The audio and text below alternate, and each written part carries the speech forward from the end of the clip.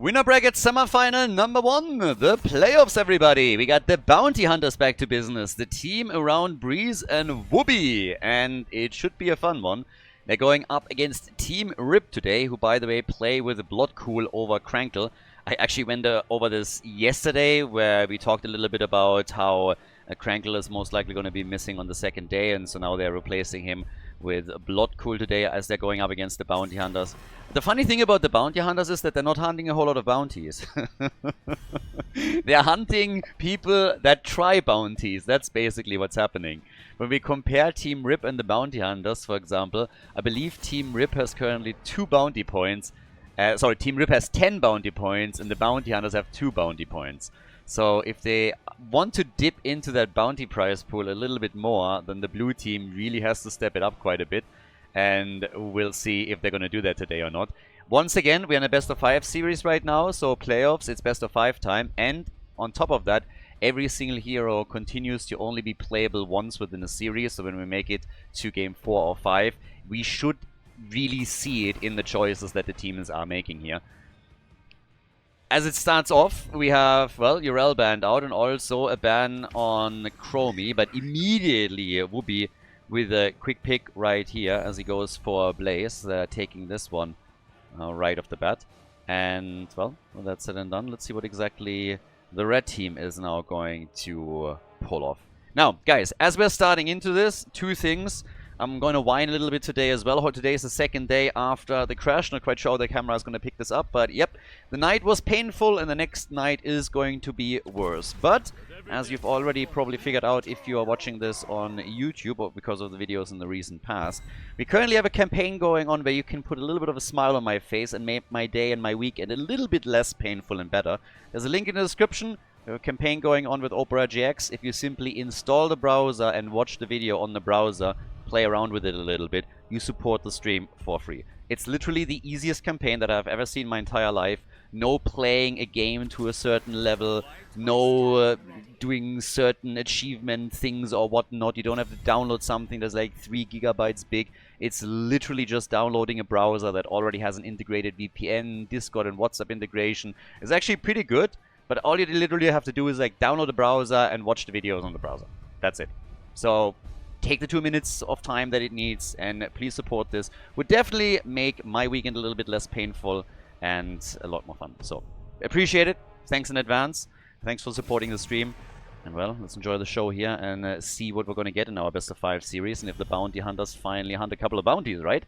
We got Rutzo and Uther now, and we get Vala. So maybe I'm looking at triple heal, but on Battlefield you could technically do it. And now that Zukov is banned, you can already see the Team Rip is at least expecting a double heal. But yeah, let's see what we're gonna get there.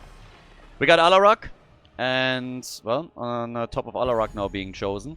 Sorry, being banned out. This is, by the way, not in the new patch. People are always talking about, like, ooh, the new patch. There is no new patch right now. It's literally on the test server, PTR patch. So Alarak that gets banned here is still old school Alarak, not the new Alarak that seems to be packing way more of a punch.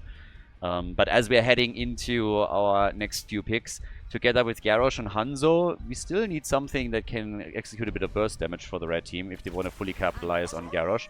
We got Ana, Hogger. That actually makes me wonder if we're going to see maybe Marthael. If you want to go for the triple front line and you want to capitalize on Ana, you could do that. Obviously, another mage would also do the trick for them.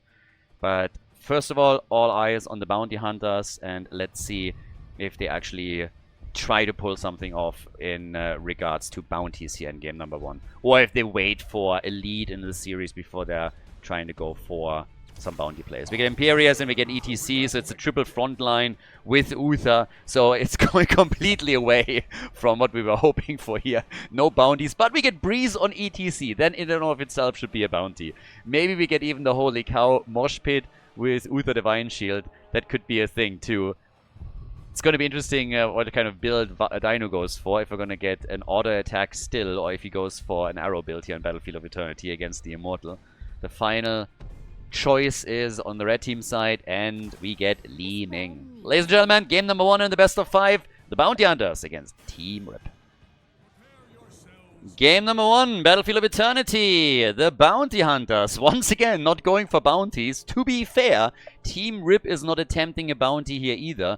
But Team Rip already has 10 bounty points, and the Bounty Hunters are trailing very heavily behind. So far, they're not getting a whole lot out of the bounty pool if the tournament would end with this series.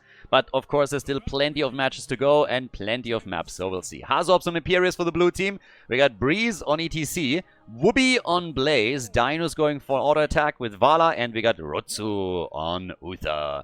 On the right side, we get Vasilisco on Ana, we got Sven on Hoga, Azzy on Liming, Gaon Garrosh, and Team Rip with their sub-player Bloodcool playing Hanzo in game number 1 of the series. So let's check this out. On level 1, we're getting the Impaling Light. Still fail to see how exactly light can impale you, even when we're talking about any kind of shenanigans around like demons and angels, but maybe you can talk to Anduin. Anduin is also throwing a lot of light around, so the two of them will definitely have some topics that they can talk about. Now, Vala, again, with auto attacks. There's no double support behind her, but she has a triple front line to protect her. So Dino needs to be a little bit careful on this. We have also, for Team Rip, a little bit of money pick action in the house here for Bloodcool with Hanzo. So he's obviously going to try and burn down the Immortal as quickly as he can here. And talking about burning things down, seems like the front line is gonna get destroyed. Nah, Ana with a pew pew pew. Yeah, Garrosh not quite able to capitalize on that situation and throw somebody into the tower range. But at least they kept Garrosh alive. So good job by Ana. That looked dicey for a second. Fully isolated. And yeah. We are in the winner's bracket, so for the teams, again, there's a lot on the line in the sense that you want to reach the grand finals through the winner bracket if you can. Makes your entire tournament run a lot easier. And a lot of those guys have been fighting for a long time, of course, to be here. We went through 2 group stages. The first group stage and then some of them through the last chance qualifier as well, just for the playoffs. And let's see what they can pull off now. Who's going to take the lead? What are we going to get in Battlefield of Eternity? Definitely one of my favorite maps is maybe like the... no, actually it is one of my favorite maps. There's always a lot of action on Battlefield of Eternity. And with the 2 lanes that we have, there is always lots of aggression that we're getting from teams during the Immortal phase, pushes that even happen outside of it. So I like these games here quite a bit. Nice heals again, but oh my god, Garrosh gets away with 40 hit points. Yeah, that was not... I mean, it was a great save, but also a missed opportunity for the blue team, who definitely had a chance there. Whoopi is all the way up at the top, very much alone, and suffered a lot of damage on the wall, so he's trying to protect it as best as he can here, but it's definitely not an easy one for him. With the objective spawning, we have the Shaman Camps again targeted. On level 4, we got the Charged Blast now for Liming. Liming builds have changed a little bit for Battlefield of Eternity. When Liming gets played on other maps, it's still all about Calamity, Calamity, Calamity. But we have seen more just straight up missile builds on this map, especially then on level 16 with also Glass Cannon. It's, by the way, really amusing. There was just a week ago, there was a thread on Reddit again, in the Heroes of the Storm subreddit, where they talked about Calamity, and there were like 100 comments in that thread, I believe, and at least 95% of the people posting there were absolutely oblivious that Calamity is the standard build for Liming in a normal game. 2025, and the general game knowledge is, yeah, still interesting, to say the least. Now, obviously, on certain levels it doesn't really matter what you play, but still. Well, hello. That was dangerous for Liming. But Garrosh is in the thick of things now and is trying to throw people around a bit and see what he can actually pull off here. But the problem is that now he's isolated also from Ana, so he needs to be a bit careful. Liming dodges away from the Immortal stun. Who's gonna win it? This one is close. It's really close. And it is the red team that claims it. Dino and Vala was just not fast enough to lock that in. But nice damage. And Whoopi is first blood 4 minutes in. And now they're on the chase. They want more. And I do not think they're going to get... No, they do get Breeze. They actually get Breeze as well. Whoopi and Breeze have both been eliminated. So they're hunting for sweets here. And that is the push straight through the bot lane with the non-existent shield, but since ETC is also still missing, this should destroy the wall and maybe get them also some damage points onto the 4 itself. So, not too bad. It's a great start for Team Rip. It's a very good start for them indeed. We have, by the way, full Calamity here. So Calamity, even on this map, again, as I said, on Battlefield, it has become a little bit more common to not go Calamity here, but to just go for range poke with Li Ming. But in this case, we still have, with a full proper damage build, going straight into Calamity on level 7. And I suppose that's also then, of course, reflected on 13. We're not going to get, with this particular build, Glass Cannon, for example. But we have seen the fort destroyed, so I'm not quite sure if the blue team going for a Li Ming kill here was really worth it. Them losing the fort, not really a trade that I think was good for them. Would have probably been better to just defend the fort and keep it in play. But they got a kill now, so there's that. And of course, also with Ana getting a nano boost later, Li Ming is going to be the one that will receive it in most of the fights. And then try to fully capitalize on the reset mechanic. Try and get a couple of resets on her abilities and just completely tear apart the opponent's team. So we're going to definitely see some moves in that regard. But for now, it is definitely the red team that has the better start here. Not only do they have more kills, but they took a fort out. They won the first objective. So pretty sweet. Nicely done. All the way up at the top. We now got Whoopi starting to defend still. The rest of the blue team is also helping him out. So they got to make sure that the topside fort is not getting pressured even further. I mean, the wall is already destroyed, so got to do something. Ana consistently checking the bushes as well. And down to the bottom of the map, Sven, very, very safe right now. Just sitting on his mount, not risking anything here. They didn't have a whole lot of vision, so he wasn't sure if maybe Breeze with ETC was hiding in the bush somewhere. And at the top, the fight still rages on. I mean, the entire momentum has obviously shifted towards the top lane now, because the red team is hoping to take out that top fort slowly. And we have the next objective popping up. Blue team immediately ready on it. Hanzo needs to start doing his thing, but he and Li Ming are both trying to defend a bit. So when it comes to a halftime show, this should actually be a victory for the bounty hunters if they are diligent with the forces that they now have around the Immortal. Vala has 45 stacks, not insane, 7 minutes into the game, but not too bad either. And it is indeed the blue team that wins the halftime show. But now we have level 10 abilities, and that's a bit of a weird one for the bounty hunters now. You have to be very careful with this.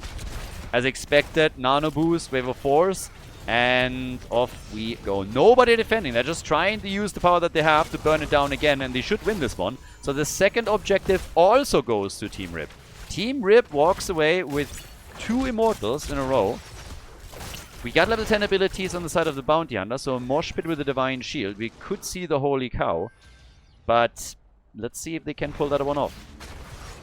I am intrigued. This could be bad for the bounty hunters. You lose your second fort at the top, and this is gonna get problematic. There's no fountains left anymore for you, so this should be, or could be, very, very annoying. Hogga is down at the bottom of the map.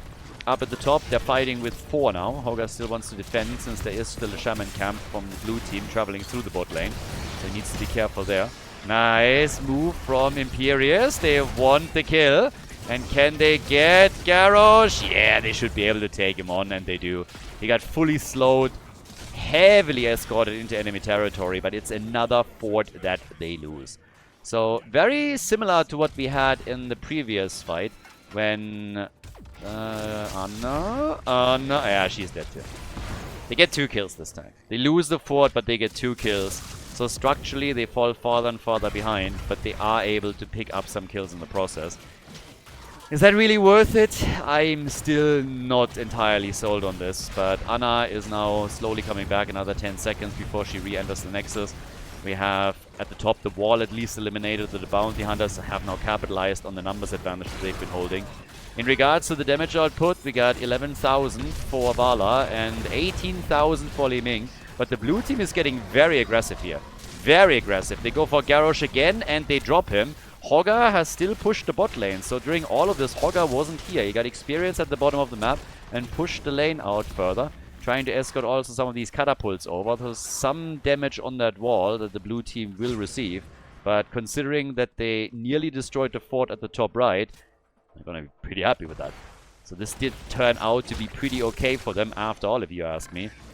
If the defense around the fort would have been a bit better, then different story. But the way that this played out, not too shabby. Now, structurally, the situation, the reality on the ground is still the same, right? There's catapults spawning for one team and not for the other. We're 10 minutes into the game. We're not hitting too hard yet. Something to still consider. And with the next objective now spawning and a level 13 talent being readily available for Team Rip, the bounty hunters have to catch up in experience and also should really do whatever they can to try and win the Immortal now. And the teams are starting to go for it right away. With Hanzo plus Li Ming, honestly, the Team Rip should get the halftime show, and they did. It's a pretty significant halftime show lead as well. Currently, if you're looking at it, it's 4,000 HP of a difference. At least we have level 30 now for the bounty hunters as well. Still a defense against the camp at the bottom of the map. But this is where it gets interesting now. This is where the bounty hunters have to make a big move. And they're already poking this down. It's only defense that we're getting. But in the long run, this is going to be won by the blue team if Team Rip doesn't go for any counter pressure. Yeah, Blaze is also going to start poking on this slightly. Right as we speak. And a bit of damage from Hanzo. Nice. So he sneaks in from the side. Nobody paying attention to him just yet. Whereas Garrosh is still also fine. Gets again stunned. Has to be careful here. This is taunt. Brings them back out. Attempted stun on Li Ming. That didn't work out. Very nice corner play. And that is a double kill. Li Ming with kills on Uther and Imperius. And now the chance to maybe go for a follow-up. Dino wants kills though. Can he get them? He's definitely in a great spot. Everybody is low, but in comes Li Ming. And that's a dead Vala. 3 heroes eliminated on the side of the bounty hunters. And even with the attack of Breeze and Whoopi at the bottom Immortal, the third objective also goes over to Team Rip. 3 objectives in a row now taken. And we have level 15 against level 13 now on the board. So big news here for Team Rip. This is a fantastic opportunity. They still split their forces on 2 lanes. We now have an... Oh, that's a dead... Yeah, that's a dead Hogger, isn't it? Mosh Pit is in, and Hogger gets eliminated. I was just about to say that I'm not sure that I agree with the decision to split on 2 lanes again. At some point, especially with the lead that they had, it might have been just better to go for 1 push with 5. They were so close to level 16. I suppose the idea was that Hogger gives them the experience. But I'm pretty sure they would have been able to pick that up at the bottom of the map too. Now, there is no defense right now. They're just going for the fight. They're going for the fight. Divine Shield had to be used to save Blaze. Blaze and Uther both low, and Uther gets eliminated. Hazu gets killed too. Li Ming is ripping them a new one. And the keep is gone. This consistent aggression in team fights against the heroes without defending against the Immortal is really costing the bounty hunters. It cost them 2 forts and now it cost them a keep. The core is still fine, but this is still a 1.5 level advantage for Team Rip. And too many heroes dying in the process too. Li Ming just being able to go absolutely ham on them and drop one hero after another is way too much for them to stomach here. Vala has died now once, which means that she lost 5% of the attack speed bonus that she wants to have around level 16 so that she can fully capitalize on Manticore. We have her on 111 stacks, and Vala at this point is looking at 26,000 damage. Which is enough for her own team, but honestly, it's not amazing. We have 39,000 for Li Ming and 33,000 for Hanzo. So the 2 of them are doing much, much better here. With level 16 at least kicking in for the bounty hunters, they will be able to fight on even talents again when we're hopping into the next fight. But it doesn't change the situation that we have in front of us now. We are 14 minutes into the game, and the blue team is struggling a lot. Well, they got level 16 talents. Maybe this is going to be the spike where Dino's damage is going to be enough to net them kills a bit more reliably in these fights. So far, a lot of the kills that we got were picked up by ganking up on opponents. But here comes the next objective. This is the 4th one. 3 Immortals have been claimed by Team Rip thus far. 3 out of 3. This is a... I mean, it's a little bit of a last chance situation that we have in front of us right now for the bounty hunters. They haven't destroyed a fort yet. There's catapults everywhere. Whoa, that dodge! Dino! That was last second. Maybe a bit too greedy on that arrow. That was a high-risk arrow that they fired out there. But they get immediate damage in on the Immortal as the blue team is slowly moving over. So, yeah, not bad. That's a lot of damage on the Immortal before the blue team is even ready to attack the opponents. So, yeah, very nicely done. They should be able to claim the halftime show, but it seems that for now they are also pretty happy to just simply buy themselves a little bit more time. There is a camp traveling through the top lane. And, yeah, we'll see what they can do on that top lane push.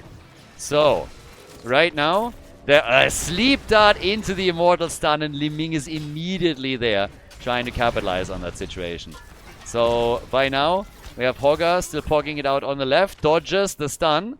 So far, so good. The Shaman camp is still at the top lane, by the way. And there's a catapult here too. Honestly, no Shaman camp, Khaldor camp. But that keep is going to take damage. And that is the last remaining structure outside of the core that the Bounty Hunters have.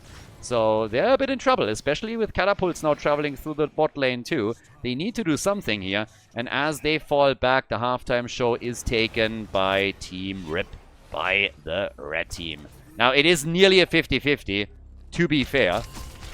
And with that, what are we going to get here? We have a little bit of quick poke against the Immortals, so they should actually be able to lock this one in easily. They just make one more coordinated approach. Li Ming, okay, has to be careful. They're trying for Garrosh again. Gigao has played an amazing game with Garrosh so far. They're forcing the bunker from Whoopi once more. There's a shockwave against Vala coming in from Hogger.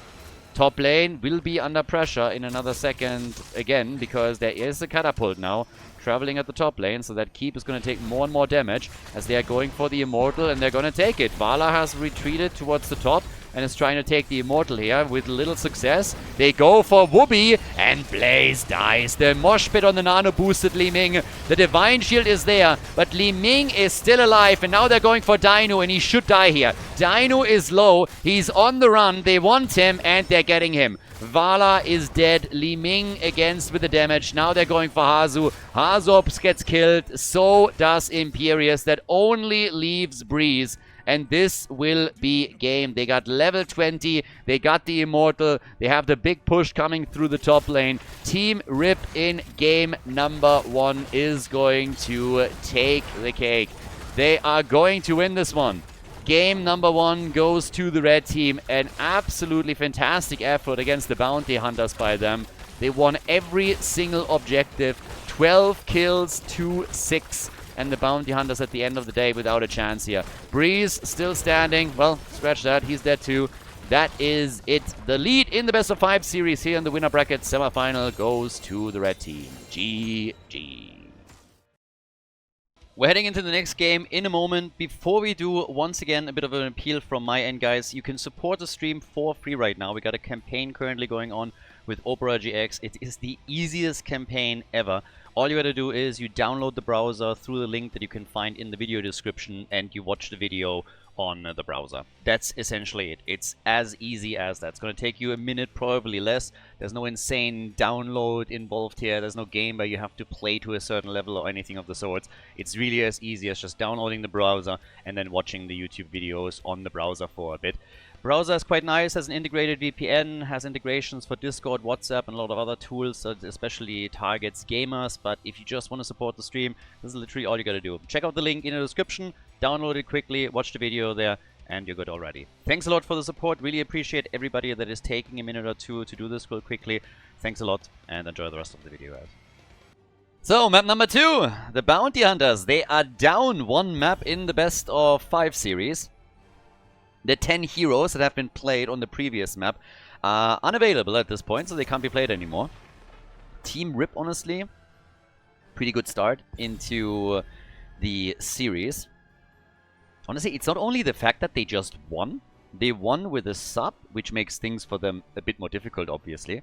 I mean, Bloodcool is not somebody that is unknown or that they haven't played with before, but still, if they could, they would play with their main player, with Crankle, of course. So it's a pretty respectable victory on the first map for Team Rip. And more importantly, they looked strong. They really, really looked powerful there. They won every single objective. They dominated the team fights. There were a couple of moments when the Bounty Hunters got their kills as well. But when you think back, most of the time, when the bounty hunters got kills, it was because they had to defend against the immortal push. They flanked in and they got 1 or 2 heroes, but still lost a fort or a keep every single time. So, I don't know. Blue team has to step it up a little bit.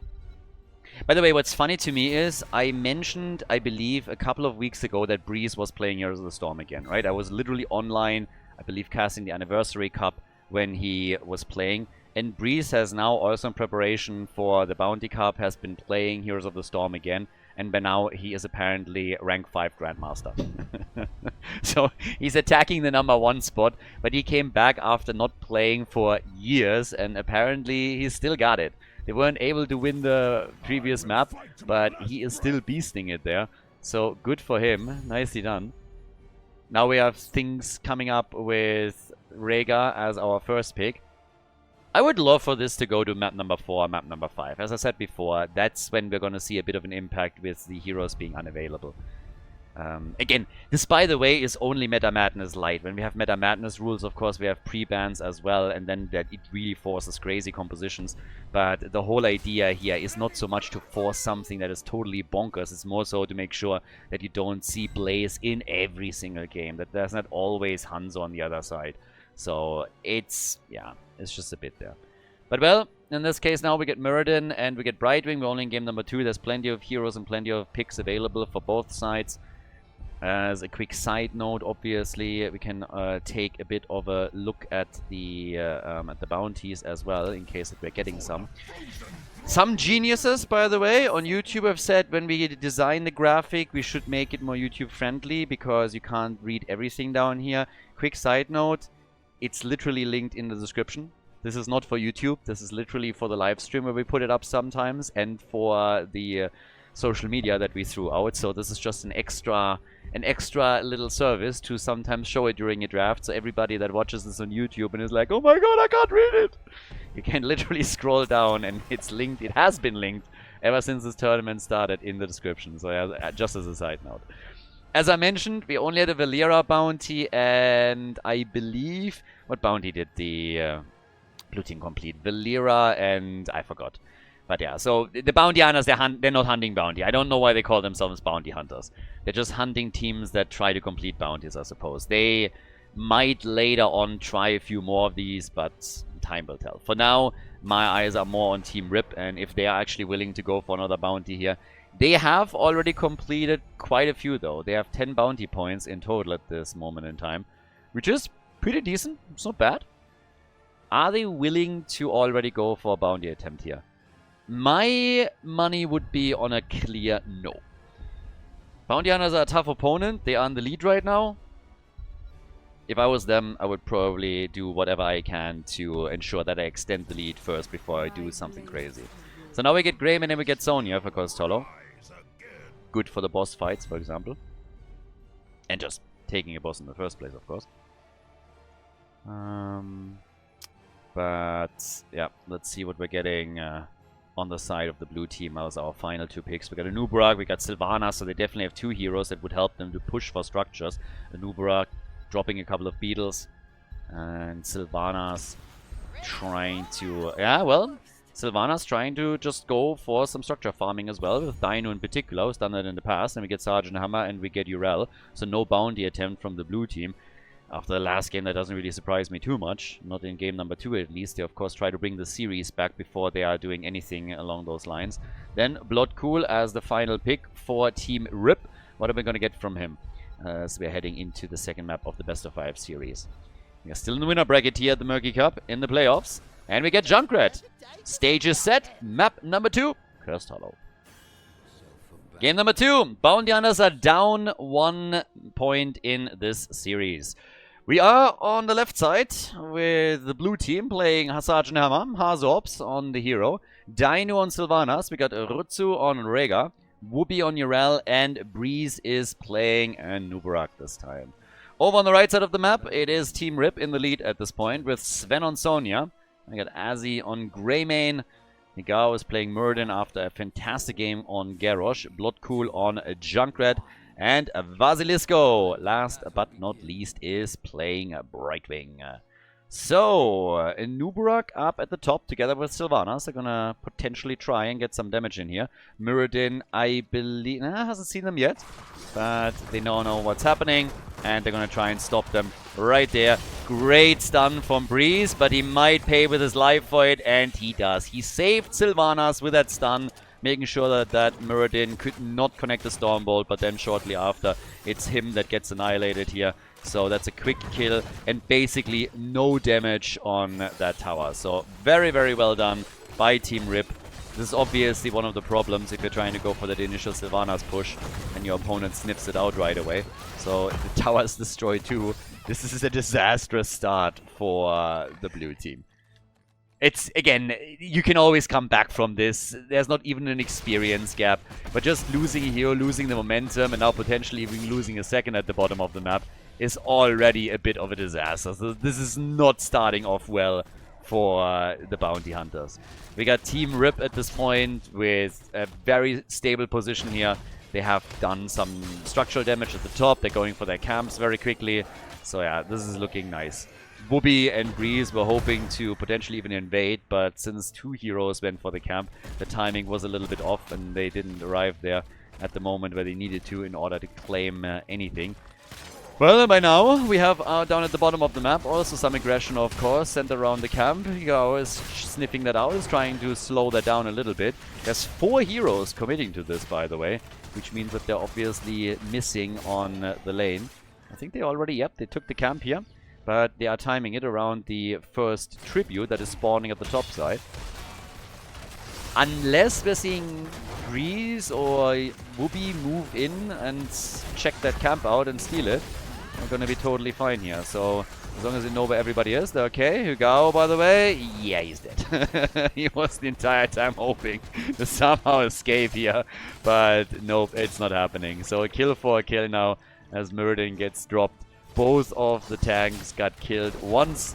We have on level 4 now Reverberation, by the way.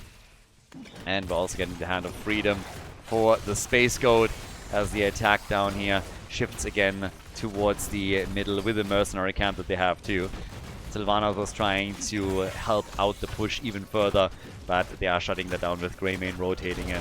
The tribute is spawning in a couple of seconds. The Siege Giants have now been claimed, and Sergeant Hammer is trying to deal with that situation. Thus far, without, of course, Hover Siege mode. And Sven is taking advantage of that right away. Just slams away here. Muradin is protecting the tribute up at the top. And now the team is starting to make a move for it. And that's actually true for mainly the red team. Safe rotation on the blue team side. The Bounty Hunters moving towards the top. Yrel gets hit by the Stormbolt. And Greymane is there for at least 2 quick swipes. But not enough damage to seriously threaten them, force them back, force them to tap the fountain or anything of the sorts. So we're just trying to grab it. Yeah, well, there's the interrupt. Still Sonya against Sergeant Hammer at the bottom of the map, and Sergeant Hammer has now successfully dealt with the Siege Giants at least. Top aggression is still ongoing, and we have level 7 now for both sides, which gives us the Wizened Duelist here. The dagger build continues for Dino, so he's stacking on level 1. And off we go. There's Muradin. Well, but Breeze jumping in with the Love Bug, and still that bot lane pressure between Sergeant Hammer and Sonya. And Sergeant Hammer is actually pretty low down there. I guess the same is also true from Sonya, but we'll see who takes the win on that lane. For now, it's the fight at the top that we're focusing on, with Breeze being in trouble and getting boosted back out.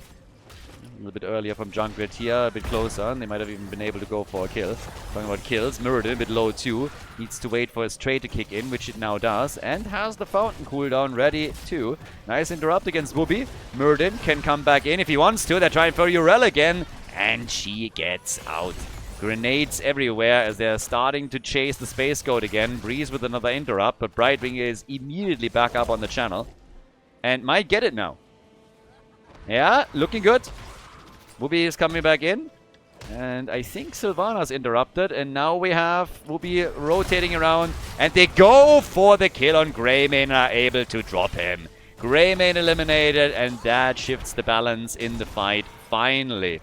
So job well done. And at the bot lane, it's also Sergeant Hammer that is doing a bit better and has forced Sonya back.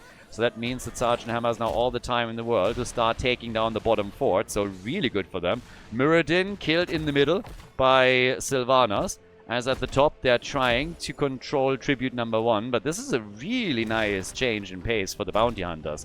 They're not looking good at the objective, which they still haven't taken, to be fair, but they now have level 10 abilities. They're ahead by an entire level. Down at the bottom of the map, we have the aggression coming in on the fort. They should be able to claim this one. And with 3 kills to 1, they of course also have a much better position now on the map too. So the fort destroyed, the tribute about to be claimed, and they can still push even further with also 40 stacks, 50 stacks now on the side of Sylvanas and her level 1 choice. So, not bad. Nubarak tries again. I guess Junkrat is going to interrupt him once more.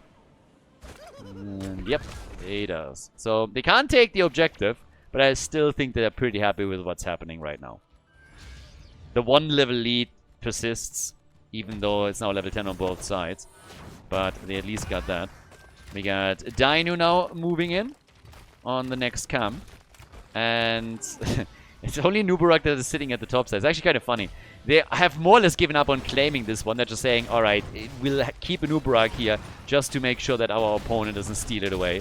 Leap from Sonya, and they go for the first boss. And, well, a Nubarak, that is a bad idea, my friend. That's a very bad idea. The boss is taken. Sonya with a leap. Stormbolt, and he's dead. Beautifully executed combo on the side of Team Rip as they drop Breeze. The boss at the top is going to help them to easily go through the fort. And, well, this boss is also eliminated. Yeah, they're going through that top lane like hot butter through cheese. Taking down Nubarak first and then obliterating the fort in the process. So, nicely done. The leap and the Stormbolt follow-up were absolutely on point. A little problematic that down at the bottom of the map we now have that push happening, and the boss is obviously also on its way. So any kind of damage that we can do here is already going to be a win for them.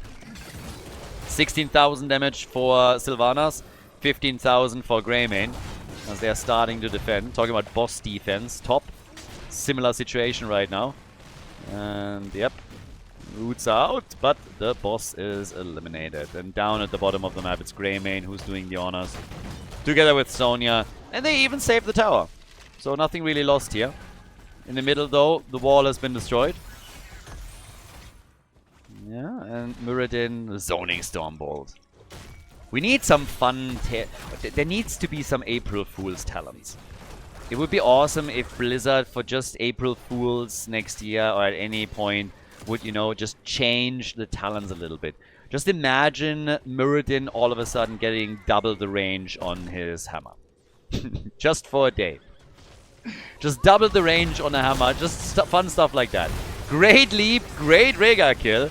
Nicely done. I like the way they're playing this. You see opportunities, they risk it, and they take them. And now they have a kill on Rhaegar, who didn't even have an opportunity to go for an Ancestral. And, well, that might just be the second tribute for them. Wooby is going to try and interrupt this. First of all, Sergeant Hammer's time. But, yeah, Urel is going to take care of it. There is still the fact that for another 7 seconds, the blue team doesn't have a healer. So if they take any kind of damage, there won't be an assistance from them. Very nice Mind Control Connect, on the other hand. But it still doesn't help them too much. The tribute, the position is just too nice for the bounty hunters. It will eventually end up in their hands. But a nice effort nonetheless. After killing Rhaegar, obviously they needed to at least try. Sylvanas now with 68 stacks on level 1. Wizened Duelist is, by the way, at 5. And the goat is chasing the wolf.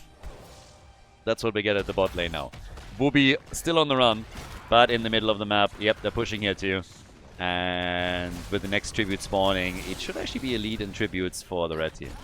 So, off we go. There's the attack, and with the mind control, leap is being used again. More of a defensive play this time, and Sven actually went deep. Once committed, he just went for it, but he just committed honorable Sudoku. The whole idea was obviously to punish Sylvanas after she connected the mind control with Brightwing. But at that point, yeah, Sonya had one way forward, and it was just like spin straight in, try and get a kill. Brightwing was looking to jump in with a heal, but it just didn't work out timing-wise. And now the blue team is starting to push in the middle and is doing their work here. So at this point, we have another fort about to be destroyed. And maybe even a kill. Brightwing to the rescue. Gets mind controlled and eliminated. Brightwing is gone. Killed by Sylvanas. They go for Muradin. And he has to pop his ult. Gets out. Rega gets killed. The counterplay from Team Rip. But they might lose Greymane now. They lose Muradin first. And Greymane survives with barely any hit points left. But still, nicely done. So they're trading kills initially. But as everything starts to calm down a bit, it's the blue team that is ahead. There's the leap. And Sonya smashing Inuburak into the ground. Nicely done. They stole the camp as well. That one has to be dealt with in the middle, but it's not doing too much damage yet. It's all about the tribute for now. And they are fighting this one back out. And Mind Control connects once more. Dino's running out of mana though, so this is starting to become a problem. Well, actually not anymore, because now he's dead. Doesn't need any mana. He's going to respawn with full mana. And what looked like a sure victory for the Bounty Hunters on the tribute is now turning into a big win for Team Rip as they get the second tribute. It's 6 kills to 6 and both teams on level 16. So, not bad. Team Rip is turning a situation around that was essentially lost already. That leap and kill from Sven with Sonya initiated the comeback. And I have to admit, the Sonya performance that we're getting right now is quite something. It's pretty wild. Very, very nice plays by Sven. Now, both teams are making plays for camps again, but we have a boss taken at the top right.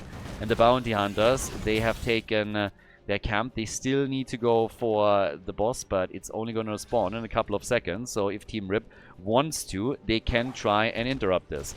There's a boss that is already traveling through the top lane. And Nubarak is saying hello to Muradin. And yeah, they have the team here. I'm just not sure they're going to commit to this. It doesn't look like it. Or does it? They still have time. Brightwing can jump in. Muradin says hello. They could try and take this one. And if they do, this would be a disaster for the blue team. Muradin gets rooted, but connects the Storm Bolt. The boss, by the way, about to be leashed. No boss for the blue team. A lot of wasted time. They don't get a boss. And the boss on the top end is now arriving at the keep. So somebody has to defend this. Somebody needs to defend. It's bad news for the Bounty Hunters. There's also a tribute. Now there's a curse. That means the top side keep will likely fall if nobody deals with the situation. And they need to rotate back to this. And they are just not doing it. So right now, this is a nightmare for the Bounty Hunters. They're losing way too much ground too quickly. We have a fort about to be destroyed at the bottom of the map. Sonya is dealing with the mid lane. And the top side keep is in a world of trouble. They might be able to take this one out with the boss alone, but even if they don't, they can always rotate and take it later. They're trying to steal the opponent's boss away too. The bottom fort is already getting destroyed by the siege giants. Now there's going to be even more pressure coming from Team Rip as they take boss number 2. The top side keep has indeed been claimed by the boss alone. And this is just a nightmare for the Bounty Hunters. They're losing so much ground right now. It's bananas. It's absolutely bonkers. So here comes the leap. They're going in for Sylvanas. They want to get the kill. She's top damage in the game with nearly 50,000. But they weren't able to win those last fights. And they're losing everything. They're losing the wall at the bottom of the map. They are likely going to take some damage on the keep here too. The boss still on nearly full HP. And while they need to defend against the boss, we have the red team collapsing onto the wall in the mid lane. Taking this one down as well and opening the keep up. Inuburak with Cocoon, but they're going to be fine. They're just rotating Greymane out. The boss at the bottom of the map, by the way, is still active. Sylvanas is now moving over to attempt to deal with it and drops it finally, but that's 50% on the keep HP gone. And to make matters worse, the experience alone is, of course, a total disaster for the blue team. They are a level behind, and their opponent is about to hit level 20. So, fantastic performance here today from Team Rip. I mean, honestly, the games are great. I talked about in game number 1. He did such a great job on the first map, coordinating their fights, and especially putting Li Ming into a good position to get kills and follow up on resets with additional kills, get some calamity hits in. And now in game number 2, they're basically just following the same playbook. They're layering their CC. They always have a couple of heroes ready to dish out the damage, and they make great rotations across the map, got the objective, and were able to also take in total now 3 bosses to the one that the bounty hunters were able to take. So with level 20 talents now available, the blue team is desperately trying to get the experience for level 20. But of course Team Rip is exploiting or trying to exploit that advantage by now pushing. So, yep. Oh, that was a nice one though. They don't get the kill on Greymane, but that was very well done. Cocoon executed, then the play against Greymane. They nearly got him. That would have been fantastic, but it was just not happening. Now, they're closing on 20. And they can finally defend here. Poli is out. Breezy hits the bullet. And, yeah. There we go. And Nubaruk is, by the way, a little bit terrifying. Every single time that Greymane hits him with a bullet, I'm thinking about, like, well, you're actually using a bullet to kill a bug. And then when you think about how big a Nubaruk is, it's kind of wild. It's just a beetle. And it's so huge, it's basically as big as a tank. So if you can start hitting beetles with bullets, then you know you're in some kind of screwed up universe that is just too terrifying. I mean, imagine waking up one day and all of a sudden you're getting faced with this. Terrifying. If it's a giant frog like Murky, I mean, that's already a horrible thought. But a Nubaruk, that's the stuff that nightmares are made from. For sure. And obviously then disgusting stuff like Brightwing, but hey, there's only so many things that we can note at that point.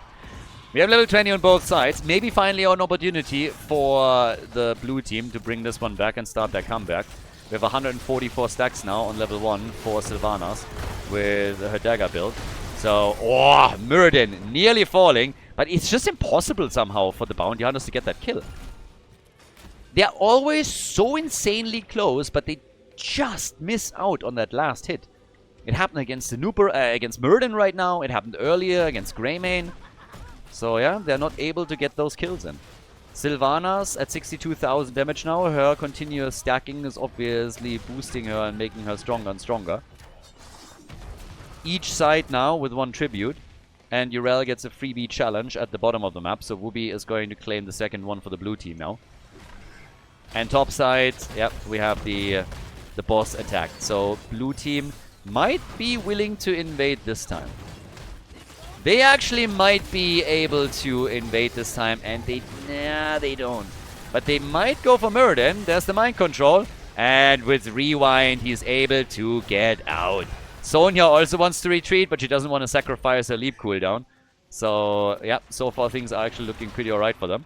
There's a double catapult already on the core. Guys, the core is also going to lose the shield. And, yeah, is it actually going to lose some hit points? Yep, 99% now. And the boss is on its march as well. So if the next catapult... Nah, Sonya... Not Sonya, Urel took care of it. But there's a second boss at the bottom. I love what Team Rip is doing. Honestly, the clean plays that they're executing here, they just make sense. They know that the opponent has to defend. There's a boss at the top.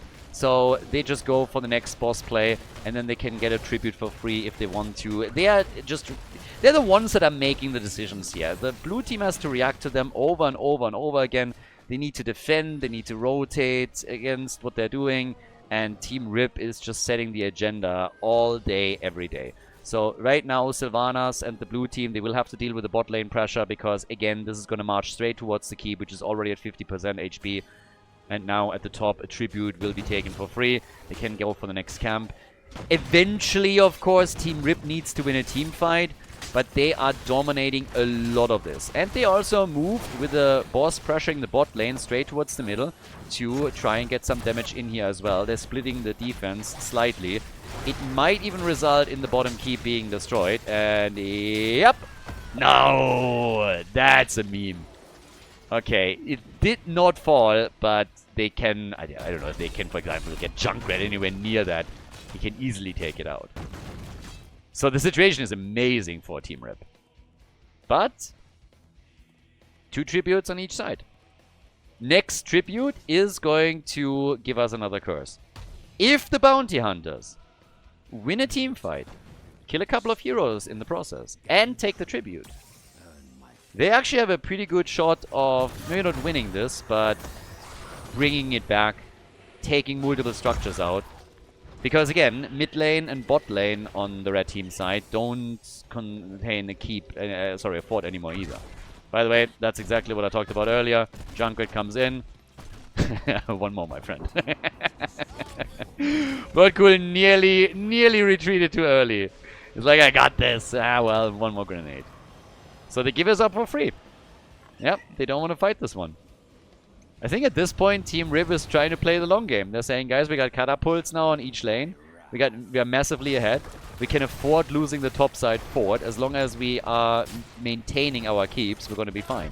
And since they now have destroyed 2 keeps, that is definitely the truth. And are they going to try and backdoor? No.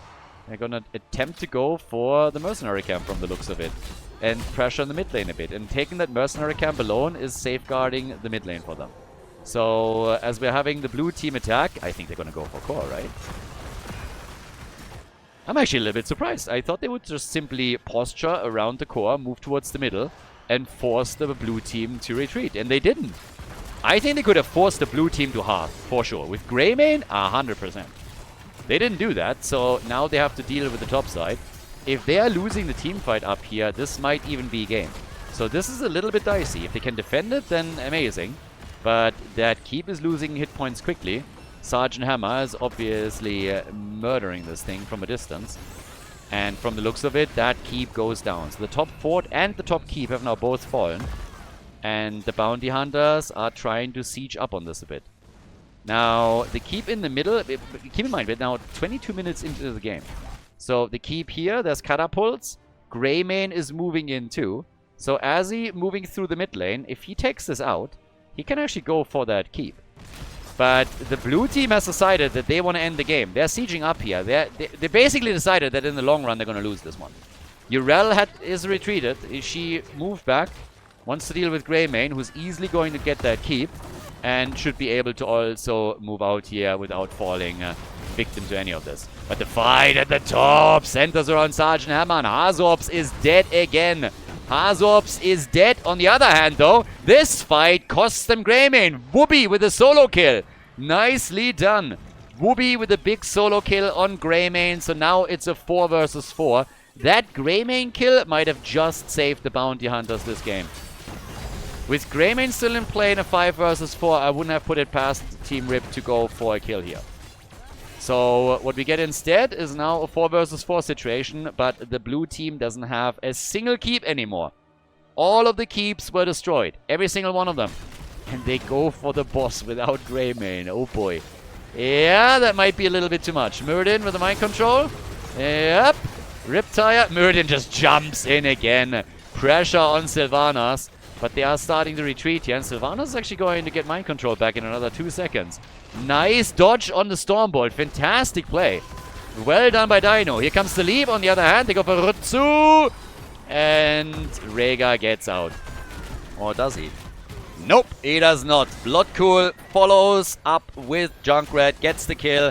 Dino now in trouble. And that's a double kill. They went for the boss. The blue team tried to chase them away. And they lost 2 heroes in the process. 2 heroes gone. And by the way, this is a curse tribute. They don't even have to go for the core right away. They can take the tribute first and make sure that catapults are going to play a big part in the next push too. Damage output, 80,000 for Sylvanas. It just is not going to save them. We have 71,000 for Junkrat. There's 4 catapults already at the bot lane. And they nearly take Hazu out. Sergeant Hammer is taking shit tons of damage from those catapults alone. Ridiculous. The core is falling. Game number 2 in the best of 5 series goes to Team Rip. The red team with a big lead in the best of 5 now against the bounty hunters. Extremely well done here on Cursed Hollow, our second map of the series. GG.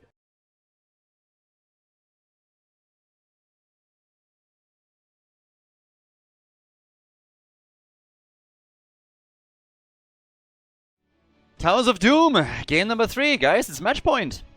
I have to admit, I did not expect the bounty hunters to be 0-2 in this series. I thought that Team Rip would have a little bit more of a problem in this series than they apparently do, because it's not only the score, It's honestly the way that it was achieved as well. Team Rip is looking great here. They honestly consistently look like the team that is in control of the game. And that's something that the Bounty Hunters have to somehow deal with right now. Let's see if they can. It's game number 3. 20 heroes have been played, cannot be played again. Also, as usual, quick side note, guys, if you're watching this on YouTube, make sure that you like the video and that you actually sub to the channel. It was super... I talked a little bit in previous videos about how, thanks to more people liking the videos lately and subscribing to the channel, we have actually more people coming back to Heroes of the Storm. That I get comments on YouTube where people are saying, hey, I randomly got the video recommended in my feed. I'm super happy that there's still tournaments and that they actually installed the game again. And I talked about this, and people that had that happen to them then started commenting more on the video. So it's really cool to see that. So you can actually help promote Heroes of the Storm a little bit with such a silly thing as simply hitting the thumbs up, the like button on YouTube and subbing to the channel. Sounds silly? It actually works. The algorithm promotes the game, promotes matches here to more and more people that were interested in Heroes of the Storm in the past, and it really brings people back to the game and just spreads the word a little bit. They see that there's still a competitive scene and they check it out. So again, if you haven't done it yet, subscribe to the channel, hit that notification bell there, and also hit the like button. And if you are affected by this, if you're somebody that has happened to, then by all means, hey, drop it in the comments. Would love to hear that. Now, when game number 3 might actually be the last map in the series, which is still a bit wild to me. And we get Maiev as our first pick. So, with bans again on Chromie, I mean, clearly targeted bans, but more importantly, I think on Medivh. With Towers of Doom, the map, yeah, I'm kind of intrigued what we're getting. Initially, when I saw Towers of Doom, I was like, okay, maybe we're going to get some kind of plays around, maybe even Stitches again. There is, of course, also the Vikings factor. We had for a lot of teams, Vikings just simply banned out. Now, Bounty Hunters, they can easily lock in Vikings if they feel that this is a great option for them. Hazu obviously can play that without a problem. We have already a global on the other side with Falstad, so they locked him in. And we got Malfurion for the heals. Vasilisk on Malfurion, by the way, is a beast. Is an absolute beast. He had so many great games in the playoffs. Yeah, not only in the playoffs, sorry, in the entire tournament. Where he played Malfurion and just wrecked opponents. So pretty enjoyable to watch. But right now, what we're getting is, okay, Wubi on Dehaka, and we get Tyrael. So we have a global versus a global. And Breeze playing Tyrael in game number 3. And this is match point. Again, they need to win this one, or they find themselves in a loser's bracket without even winning a single map. The next question, of course, is now that they have a 2-0 lead, is Team Rip, for example, saying, hey, let's go on and try a bounty here. We are 2-0 against our opponent. What better chance to attempt a bounty than right now? And, yeah, this might happen. I'm also eyeing Sven a little bit. I talked about Hazu playing the Vikings potentially, but let's not forget that Sven also plays Vikings and Samuro. So, just saying. And there's the Viking band right there. Yeah, the Bounty Hunters thinking along the same line as me here. They're like, well, we don't want to pick them. What about if they pick them? How about we get rid of them? So, yeah, no Vikings. Is Sven gonna jump into Samuro? I doubt it a bit. There's still too many other great side laners open. But hey, it's a possibility. Could also just be a potential weapon for a later game. Varian and Tracer. Okay, so we got Varian main tank plus Tracer, which we don't get as much in this tournament as I would have thought. So we're gonna get some Tracer aggression. Still highly curious what Sven is going to go for. And it's time for the blue team. I mean, again, they need to win this one. They need to win 3 in a row if they want to maintain their winner bracket status and move on to the winner bracket final. But, yeah, again, it needs to start here on Towers of Doom. They go for Jaina, they go for Deckard Cain. We got the burst damage now after Tether from Maiev, after the Hakaton. They got a lot of tools here. Is this going to be enough to win them the map and then maybe start a comeback in the series? Who knows? We'll find out. But on the opponent side for Team Rip, with Sven being the final pick for the side lane. They need somebody that deals with the Haka here. And, well, the weapon of choice for our red team is Leoric. Leoric is in the house. The Ice Giant once again. Okay, let's go. Game number 3. Match point number 1 for the red team. The third game. It is Towers of Doom. And we got a little bit of a shift when it comes to who plays what. Did not expect to see Hazo on Deckard Cain. Sapphire on level 1. We have Breeze on Tyrael. Rutsu is playing Maiev. That's why Hazo is now playing healer. We got Dainu playing Jaina. And Wooby on Dehaka. Yeah, this is going to be an interesting one. They need to win this. And if they don't, then it's loser bracket time for the Bounty Hunters. Over on the right side, we got Sven on Leoric. We got Vasilisco on Malfurion. I talked about him earlier. Bloodcool on Tracer. Higar on Varian. And Azzy is playing Falstad. So, this is a big opportunity for Team Rip. They decided once again to forego any bounty attempts. They have played bounties in their previous series, but against an opponent like Bounty Hunters, they're apparently not willing to risk anything just yet. That's a great start, though, for the blue team. Finally they're opening things up with some aggression and a nice little win. They're getting a double kill here with the slows that they have. Okay, now we're talking. Bounty Hunters, they might have finally woken up here. It's too soon to tell, but this is more like it. They get a kill on Tracer, they take Falstad out, and yeah, off we go. Also, as pointed out by my Twitch chat, Hazu playing Deckard Cain is absolutely lore appropriate because, again, the old geezer is playing the old man. A little bit mean maybe, but hey, there it is. So, 2 kills to 0, and... oh, are they going to take that too? Ah, that would have, of course, been... pretty nice. I mean, at least Hazu and Deckard Cain have the same haircut, okay? I can say that. I'm one of the few people here that is allowed to say that. I mean, I'm rocking the Karazim style myself, so there it is. But anyways, at this point, they didn't invade the pumpkin camp. Decided to let that one go. But I thought for a second that they attempted to see if they can maybe push it a bit further. But they have a 1-level lead right now, so looking good on this one. We got 5 stacks on level 1 with Alliance Maw for Varian. Talking about stacks, same for Tyrael here. But nice pressure at the bottom of the map against the wall as they're starting to take this one out. We also get now Divine Vigor, so Breeze definitely with a more aggressive build. I am still curious whether or not they're going into Judgment or Sanctification. I mean, typically when you're seeing Tyrael, you're obviously thinking about Sanctification here. Judgment is something that we occasionally get, but not all that often. But they are looking for aggression here, and with all of the CC that they have through Maiev, through Dehaka, and then the burst damage follow-up from Jaina, they could go for Judgment and really try and force some of these chains on the heroes like Malfurion, Falstad, and also Tracer.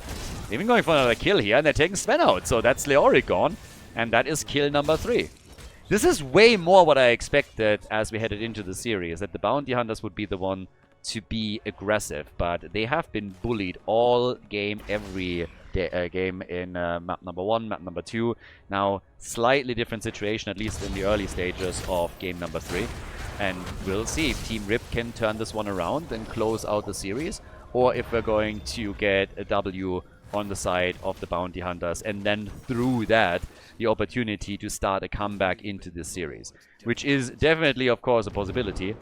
Exchange right now in altars, and that's in total 8 shots fired against the team here over on the right.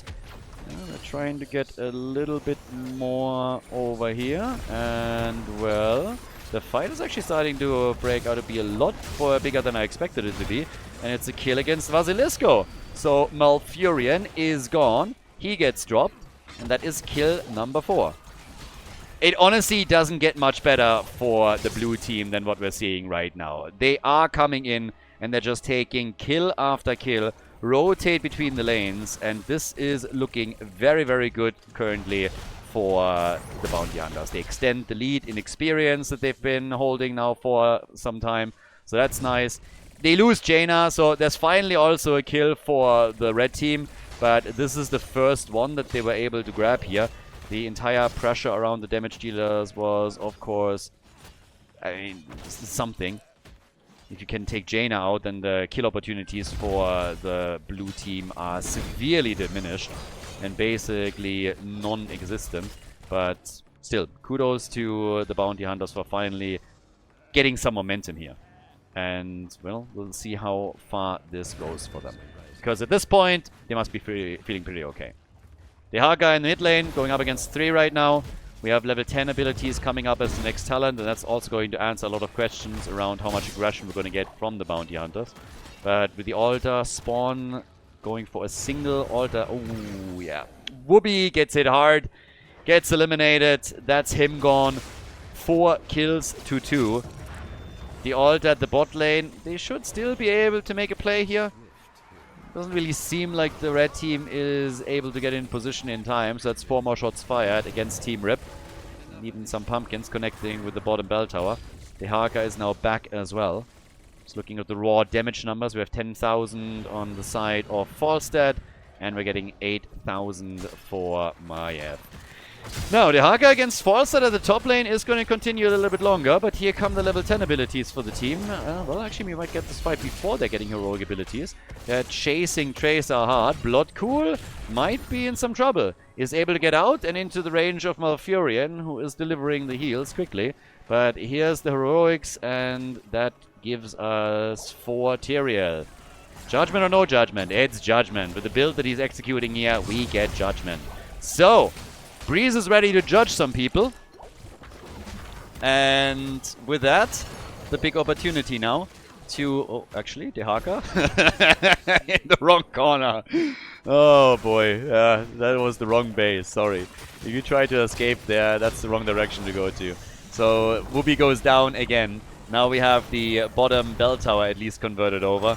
So while the top lane might not look that amazing currently for the blue team, at least down here at the bottom of the map, they were able to take full control. So that's good news for them. Falstad will have to be dealt with a bit. They don't want to go too hard on this one. Well, that's actually the entire red team now rotating over. Maiev is saying hello. They want the birdie, but they can't hit this one. The disc is out, but so is Whoopi. Whoopi getting killed for the 3rd time in a row now, which definitely starts to hurt them. Dehaka is getting a bit farmed here, and he already lost all of his Gambit stacks on level 7. He went on level 7 straight into the feeding frenzy, and he lost every single stack, and we're only 7 minutes into the game. So now it's a double ult at the top. It's a 5 versus 4. Team Rip is gaining momentum, despite the fact that they lost the bell tower. Hazops is also dead. Gets the mace to the face, and the old Giza goes down, killed by the Skeleton King. Deckard Cain is gone, and likely that will cost them the altar eventually. I mean, we got Whoopi back, but with them missing out on Deckard Cain, they don't have a healer here. Breeze is interrupting even further, though, and there's only a couple of seconds until Deckard Cain is going to be back to business. So maybe the red team will have to abandon this one after all, and that's the case. So they fall back to claim their own. And, yep, take it over on the right side. Still trying to interrupt for a bit longer with Sven, though. But it's got to be 3 shots fired against 5. That bell tower control at the bottom of the map is still paying off. Red team, of course, wants it back. So they're starting to move in for it. To try and claim it. But on the core side, it's now 33 points to 23. Take the camp too. Here comes Judgment, though, but the follow-up might be a bit too late. Yeah, Breeze is trying some body blocks, but it's not happening.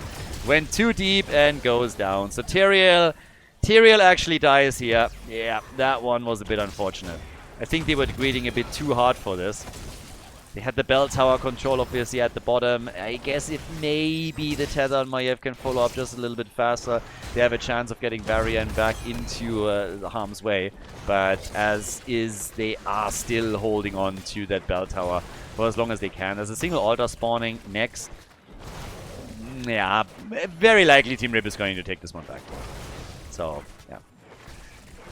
But at this point, we now have, of course, still more pressure from the blue team here in the middle.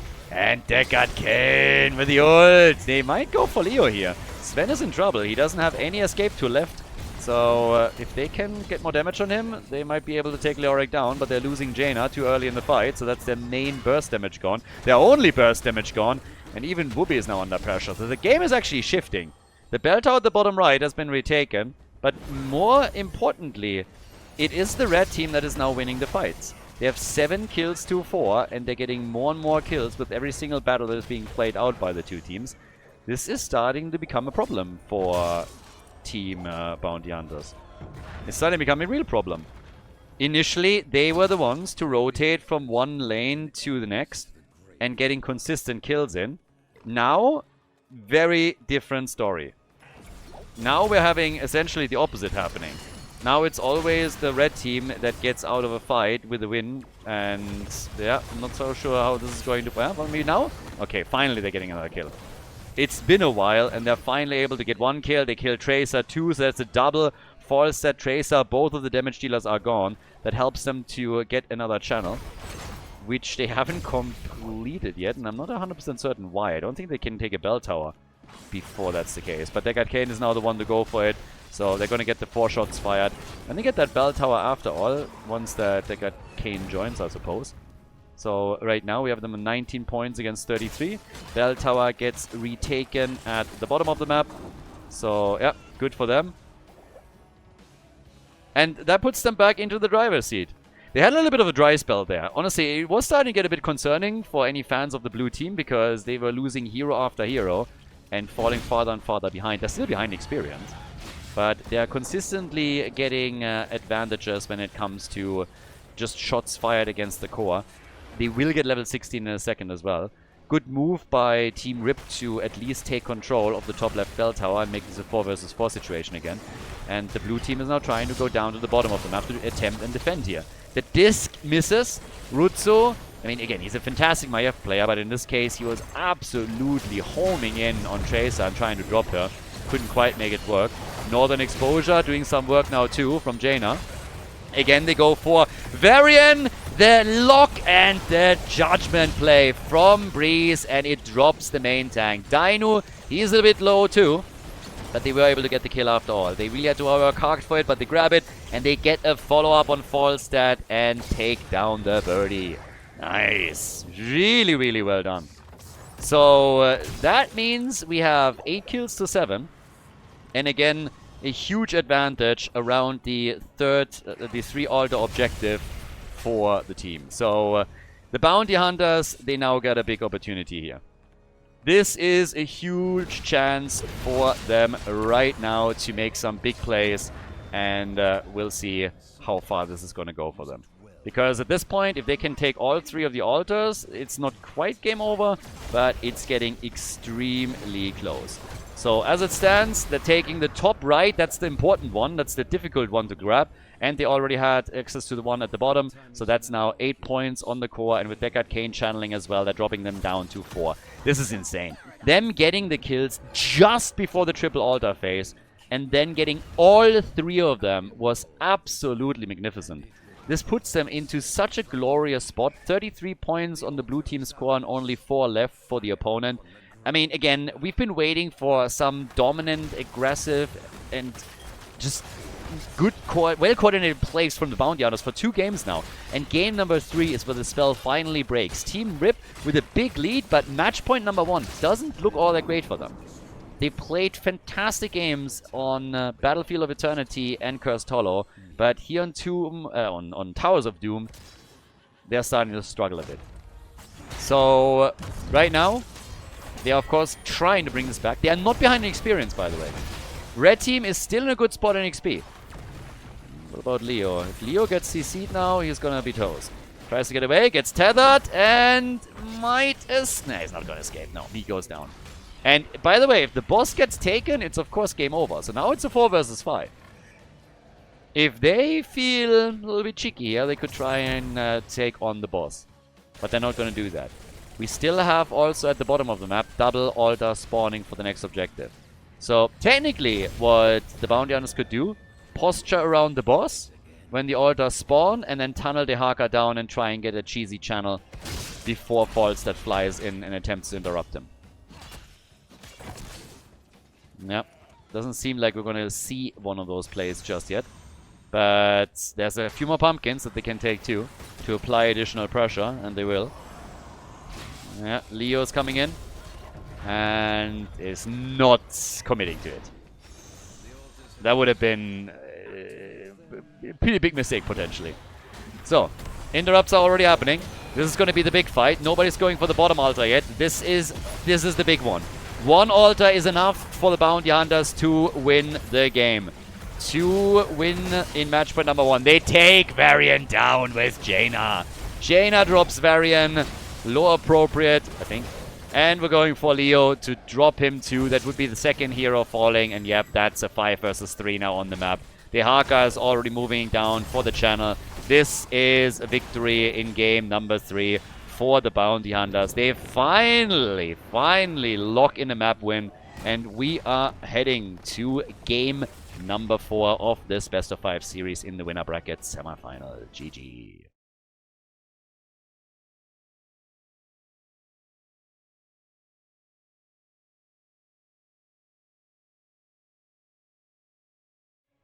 Dragonshire, game number 4. So, at least we didn't get a 3-0. I was honestly starting to get a little bit worried that the Bounty Hunters would be slapped around completely. But Team Rip has shown a little bit of weakness, or the Bounty Hunters have woken up. It doesn't really, I mean, depends a little bit on how you look at it. But this brings us now to map number 4, which means that we have 30 heroes that are unavailable. 30 heroes were played and are now out of the pool. And of course we get a few more bans as we're heading into Dragonshire, which is match point number 2 for Team Rip. So they have another opportunity to win this one. Also, another opportunity to get bounties. And now that 30 heroes are already unavailable before we even starting the draft, might lead us to a point where some of the teams just say, you know what, maybe we're dropping, I don't know, Khaldor in as our damage dealer. So some heroes that are bounty heroes might look a little bit attractive here. Then again, that's obviously one of those situations too, where you're thinking, do we really risk something here? But we'll see. Medivh gets banned again. Doesn't surprise me. Again, big impact in the tournament so far. More and more heroes are now out that normally would be decent counters to Medivh that have some portal control, for example. I mean, ETC that can power slide and push people around on the portals as they're entering or leaving. Malfurion with the roots, Junkrats, you name it. There's plenty of heroes that are oftentimes taken to attempt to limit the impact of Medivh to at least an extent. You can already tell also how they are starting to ban the front line.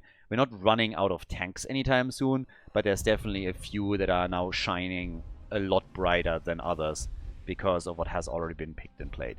We still have Diablo available on the other hand, and Breeze is obviously known for his Diablo plays as well, so it is Dragonshire. Maybe not, if it was Infernal Shrines I would have said, okay, it's 100% a Diablo pick from him. Dragonshire, not that certain, but it is an option for them. The Chromie ban again, by the way. So, yeah, they banned out Chromie once more. Pretty much the same ban pattern that we had in the previous games. And here comes Rexa, the man with the mask, for that top lane. Yeah. Alright. I'm Batman. This would be the best voice line for Rexa, honestly. Somebody pointed out a very good bounty. A full-on Misha build bounty for Rexa, including the level 10 talent. That would actually be fun. I think in the next bounty tournament, when we have another one, if we have another one, that's something that we can definitely start to use, because this would be pretty interesting. Well, on top of that, we also have now Stitches getting played. There is a chance that they're going for Alexstrasza. They can still go for the Stitches Alexstrasza bounty and try to play that. I believe that is still up for them. No, they actually completed that already, so we're not going to get it. So Stitches Alexstrasza was already completed by Team Rip. I don't think that they're going to go for their handicap. But we get Breeze on Arthas. Alright. Breeze is playing Arthas. Huh. That's not something that I expected. But yeah, we'll see. For people, by the way, that get a bit excited and they're looking at the red team's composition, they're like, but Khaldor, maybe it's Zagara-nitis. I have to disappoint you because they already tried that too and completed it. So they're not going to do it here. This is going to be a more build from Zagara. But I like that we have Arthas now from Breeze. And the Carrigan ban makes a whole lot of sense because I would be surprised if this is not a triple frontline. Yeah, I think this is what's very, very likely here. Anduin gets banned. I mean, if you work around Howling Blast and the Frozen Tempest here, around Stukov, then Anduin can ruin a lot of the plays that you're trying to set up, so makes sense. But I would guess that for Team Rip, one thing that we could definitely see is a healer with a decent follow-up on Stitch's hook. They can't go for Medivh for this. They actually banned Medivh. Falstad is already taken. Junkrat. So when it comes to isolation plays, you have to... a whip from Oriel maybe. But it's not going to be that powerful, at least right now. Orphea played, not by Disciple this time. Disciple kind of made Orphea a bit more mainstream with his success that he had on her. But so Stitches, Oriel, Orphea. It's a wild mix that we're getting from Team Rip. And for the blue team, after Arthas was locked in and Karrigan consecutively banned out, we get now Alarak. Alarak instead of Karrigan for Rutsu. And we got Dainu on Gul'dan. So, alright. Stage is set, everybody. We're going to Dragonshire. We have one final pick left for the red team. But triple front line, as expected, for the Bounty Hunters in an attempt to force game number 5 and turn this into a full-on 5-map series. For Sven, side lane on Dragonshire, we get Samuro. We talked about Samuro in the last game when they were drafting on Towers of Doom, and there he is. Map number 4, Dragonshire. Map number 4, match point number 2. The Bounty Hunters with another opportunity to claw their way back into the series. We have on Dragonshire, Whoopi on Rexa for the blue team. We get Dainu on Alarak, Hazorps on Gul'dan, Breeze with Arthas, and Rutsu with Stukov. On the other side then, this is where things are also getting a bit interesting. We got Sven on Samuro, so again, a hero that he is very familiar with. Azzy on Orphea, Vasilisco on Oriel, we got Bloodcool on Zagara, and Hugao on Stitches. So, getting the Patchwork Creation on level 1. So, lots more healing for Stitches. And the build for Alarak centering around the Extended Lightning. So, it should be a nice stacking build for him here. Let's see what Dainu can do. They actually swapped heroes around a little bit after the draft, as you can see. Rutsu has decided he's going back on the support, so he's the healer for the team. And Hazo is the one that is now playing Gul'dan, whereas Dainu is going for Alarak. And they're actually getting a quick kill here. Nicely done. So, Oriel goes down. No whip from her here, but that was a quick one. And also a very, very nice follow-up on the initial play by Stukov, who of course came in with the silence and just shut that down mega quickly. Up at the top, that battle between Samuro and Rexa is definitely going to be an interesting one. Nisha power. The King of Dragonshire. For a long time, this was really one of the most picked heroes on Dragonshire, just because of that huge control that you get at the top lane. The fact alone that you can just like sit here with either Misha or Rexa while still pushing the lanes and taking the minions out was always amazing. It allows you to control your objective and essentially in nearly every single matchup that you play at the top lane. So you're then gonna win the lane. You're not gonna take your opponent's hero out or anything, but you should be able to control your objective. This is why oftentimes against Rexa what happened is that heroes like Genji were chosen or others that could rotate very quickly towards the top lane, gank up on Rexa, and then trying to apply pressure that way. But in a pure one-on-one, it is insanely difficult to take the objective away from Rexa. And this is exactly that. So Misha is just taking the beating here, and Whoopi can now decide that he pushes out that wave a little bit further, and if he does, then the wall gets attacked. That allows them to go for the first Dragonite mega quickly. So DK is already taken, and thanks to the minion waves that they have at the top, they can push for this fairly easily. So this is already early success, thanks to the fact that they had Rexa at the top lane and could work around this. Now Orphea's coming in to try and help with the defense. They are grabbing a lot of time here with the Dragonite. I mean, again, you want to run out of the duration as best as you can and just play around the cooldown with the Dragon's Breath, which is exactly what they're currently doing here. In the middle, Breeze might be in some trouble. Yep, and he's dead. So, first hero to fall on the blue team side is Arthas. Gul'dan running a bit out of mana down here. Whereas Alarak is not stacking anything because, well, he's currently busy being a mighty dragon with a battle axe. He should be able to throw that thing. Ah, that would be a nice ability. Imagine him having like a an axe throw ability and the axe comes back. That would be pretty nice. A little bit of a range thing too. Just switch those abilities out a little bit. That should be a thing, for sure.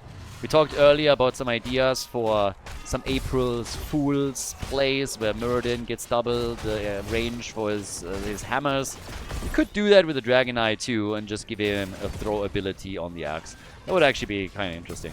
Now, we got one with a win for Samuro as the level 4 talent. He already completed his level 1. Ray of Illusion is already done. More camps now taken at the bottom of the map from the red team. So, nobody's defending this. Gul'dan will be the one to rotate down here, and he's not alone. Arthas is making the same rotation. But yeah, they need Gul'dan to deal with it, because right now the camp in the minion wave is just happy that they can take this on. Look at that! Gambit quest! Second helping is in! Alright!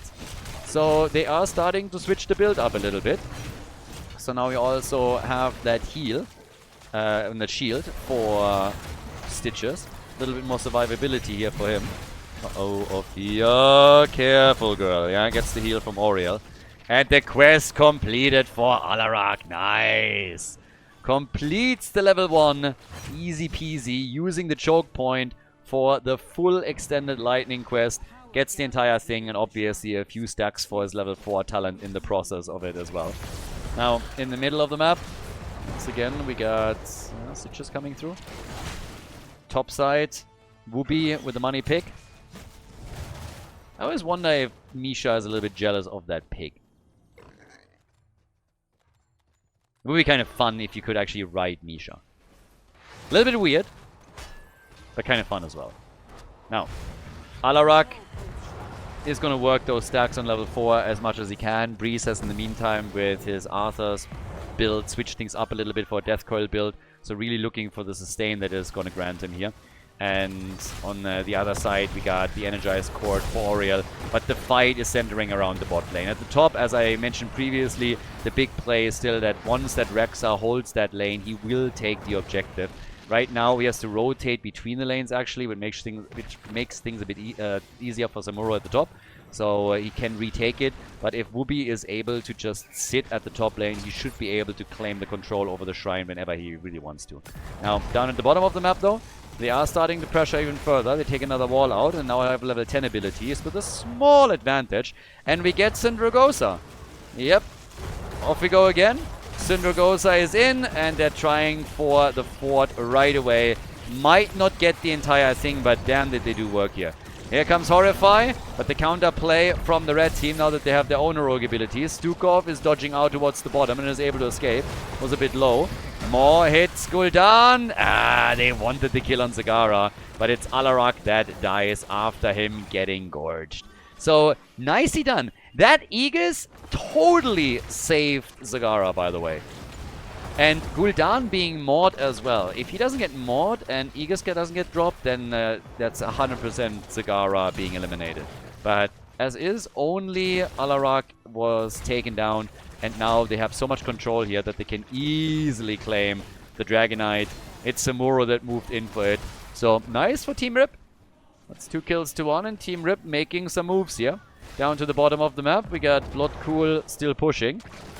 The raw damage output so far in the game with 13,000 for Alarak, for Gul'dan. We got Alarak with 10,000. Well, make it 11. And Ophia, she's currently top dog with 20,000 that she is bringing in. On the other hand, oh yeah, Zagara down, but also Gul'dan getting eliminated. On the other hand, Misha and Rexa, a little bit pathetic there. At first I thought that Oriel's damage is a little bit low, and then Misha came in, hold my bear, and then comes in with just 5,000, not even.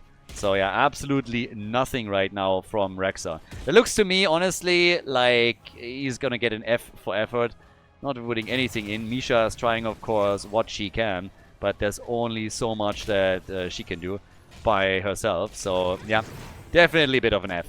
But with 3 kills to 2 now, the Dragonite is done. A little bit of damage done at the top lane. Have still not seen a single fort fall. This one down here is a meme at this point and should be taken out whenever Gul'dan has the time to rotate down even once. Short-lived attempt here, trying to invade the camp, or at least check what's happening. Really making a move for it. But by now, we have 18 stacks for Arthur's. Trying to work this a little bit. Arthur's, by the way, on the team is a bit of a nuisance for Zagara, because it essentially means that there's way too many heroes on the blue team side that can easily deal with the creep tumors. As you can see here, Frozen Tempest just gets activated, Breeze locks the creep tumor in and takes it out. So he's going to be on cleanup duty for a long time.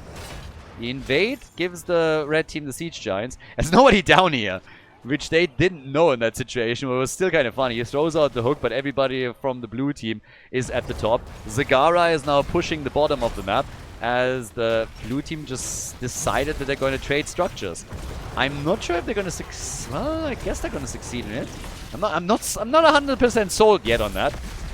Zagara is definitely going to get the bottom forward, but up at the top, okay, if they commit fully, then yes, they're going to get it. Syndragosa comes in again, but Gul'dan falls. It is the mage death. Orphea also gets dropped, and now they're going for Auriel. Vasilisco with the quick heal, but it's just not enough. So as Zagara keeps pushing for the bottom keep, now Zamuro dies, and Stitches is also going to get eliminated. Everybody is dead with the exception of Zagara, who's just happily pushing the top lane and using her PhD in PvE to destroy more structures. Even the keep is taking damage now. The blue team has finally retreated. The wall is not going to get completely destroyed, so a little bit torn on this one. I mean, structurally, it was a win for Team Rip. They lost too many heroes at the top. That's definitely true. But structurally, Team Rip has taken a lead on this now. It's 6 kills to 4. The experience is similar, not quite even. And Whoopi is going for the channel on the Dragonite. I actually don't even know how that works. Is Misha also in the Dragonite right now? Why is Misha in the Dragonite? It's Rexa that channels it. Misha should be able to channel the Dragonite. Or if you channel it with Rexa, you should still be able to control Misha. I think this is just... this is discrimination, if you ask me. Misha is robbed of her agency, and I don't like that. We should start a hashtag, complain a little bit, and go full Karen on Blizzard. Start a petition and whatnot, and just stand up for Misha rights. Bear rights matter. Misha needs to have agency when that Dragonite is taken. Totally against what we just saw there. I think it's disrespectful, and it's just not okay. Syndragosa is giving them value, by the way. I mean, every single time that I dropped Syndragosa, they got structural damage out of it. Now we got a Gorge against Gul'dan. Aegis is being used. Seems like Auriel is the first one to fall. And down at the bottom of the map, they hoped for the counter kill, but couldn't get that Gorge going for long enough. But now this is the last fort that is going to fall here. So, yep, this one is going to get dropped. And the team has taken, again, the lead in experience. So we now have the blue team ahead in XP and ahead in kills, ahead in structures. They destroyed every single fort. We have 133 sadism on Alarak, and he has 20 stacks on his level 4. But here we are, 22,000 damage, top damage on the blue team, and 30,000 for Samuro. So, it starts to look decent for the Bounty Hunters. They might just be able to get game number 5 going. It's too early to call it, but we could see this go the distance. There was this one pressure play at the bottom of the map that damaged the keep, but that set aside, it is still the blue team that is making the big plays here. So, yep, we'll see. The push through the top now from Samuro. I mean, again, Samuro is also going to become a bit of a problem. So as the game continues and he gets more powerful and his side lane pushes, this could spell out trouble for the Bounty Hunters as they're losing structures. But generally speaking, the blue team is in a very, very nice spot right now. One hook, on the other hand, from Stitches could change things completely. You hook Gul'dan, for example, and he's going to be toast. Alarak has been very, very hit or miss. Mostly miss. Whenever he was played in the tournament. Dino is trying to change that here. And has been doing okay. But the next objective is now up, and the blue team is the one that is immediately starting to control the shrines again. And they might force that fight in the middle. I expected somebody to drop down to the bot lane and retake it, and now it is what Samuro tries to do. Oh, nice. That was a good hook. It missed Sukov, but it got a kill on the tower. Destroyed the tower there. That's a nice one. Yeah, better than nothing. Misha, nice! Great combo. Aegis is in. That just delays the inevitable. Goes for a Gorge, but that is the end of Stitches, so he loses another Gambit stack on his level 7 quest. 8 kills, 2-4. Yeah, nicely done. That should give them another Dragonite. And we'll see if they... Well, they should be able to easily grab that. And they do. Misha, no! Unbearable situation. Yeah, that's just not cool. It seems to be absolutely impossible for them to give Misha the grace and the agency that she deserves and needs. I'm not okay with it. So, with level 20 around the corner, guys, this could drop the first keep of the game. Let's be honest. They're gonna get level 20 here when they destroy the towers in the next minion wave. And then the keep is wide open. Samuro is trying to defend here and help. But there's the Storm Talons for the team now. That Dragonite is getting burned down fairly quickly, though. So we get absolute 0. On top of that, we also have the Hasty Bargain. And here comes Syndragosa again. Big value throughout this game. Captain Hitsugaya would be proud. That was actually nicely done. The hook on Arthur's and Breeze. Yeah, he's dead. Breeze is dead, but so is the keep. So they get a kill that gives them some experience. Good for the red team. It doesn't change the fact that they just lost their keep at the bot lane. Can always argue that at least they didn't lose more. No damage on the core. But now the chase is on. Stitch is going to be looking for another hook. Or is he? He should. Yeah, maybe now. They're burning the minion wave down, but Zagara! That Horrify was glorious. They get Zagara and they get Orphea. All of a sudden, there's 2 dead, there's 3 dead, and now the bot lane is open. You have Samuro and Stitches. The only one... Well, maybe Stitches is going to die as well. You might have only Samuro for defense, and I do not think that's going to be enough for them. Spray game is on point as well. Good for Dino. He is top damage in the game, if I'm not mistaken. Yep, 41,000 for Alarak. And we are going to game number 5 from the looks of it. The Bounty Hunters, very slow start into the series here in the winner bracket. But once that they came online, they started to really wreck it. So now we have a victory on Dragonshire for the blue team. And the Bounty Hunters with the opportunity to take the series, claim victory, and move on to the winner bracket final. Let's jump into game number 5 and find out.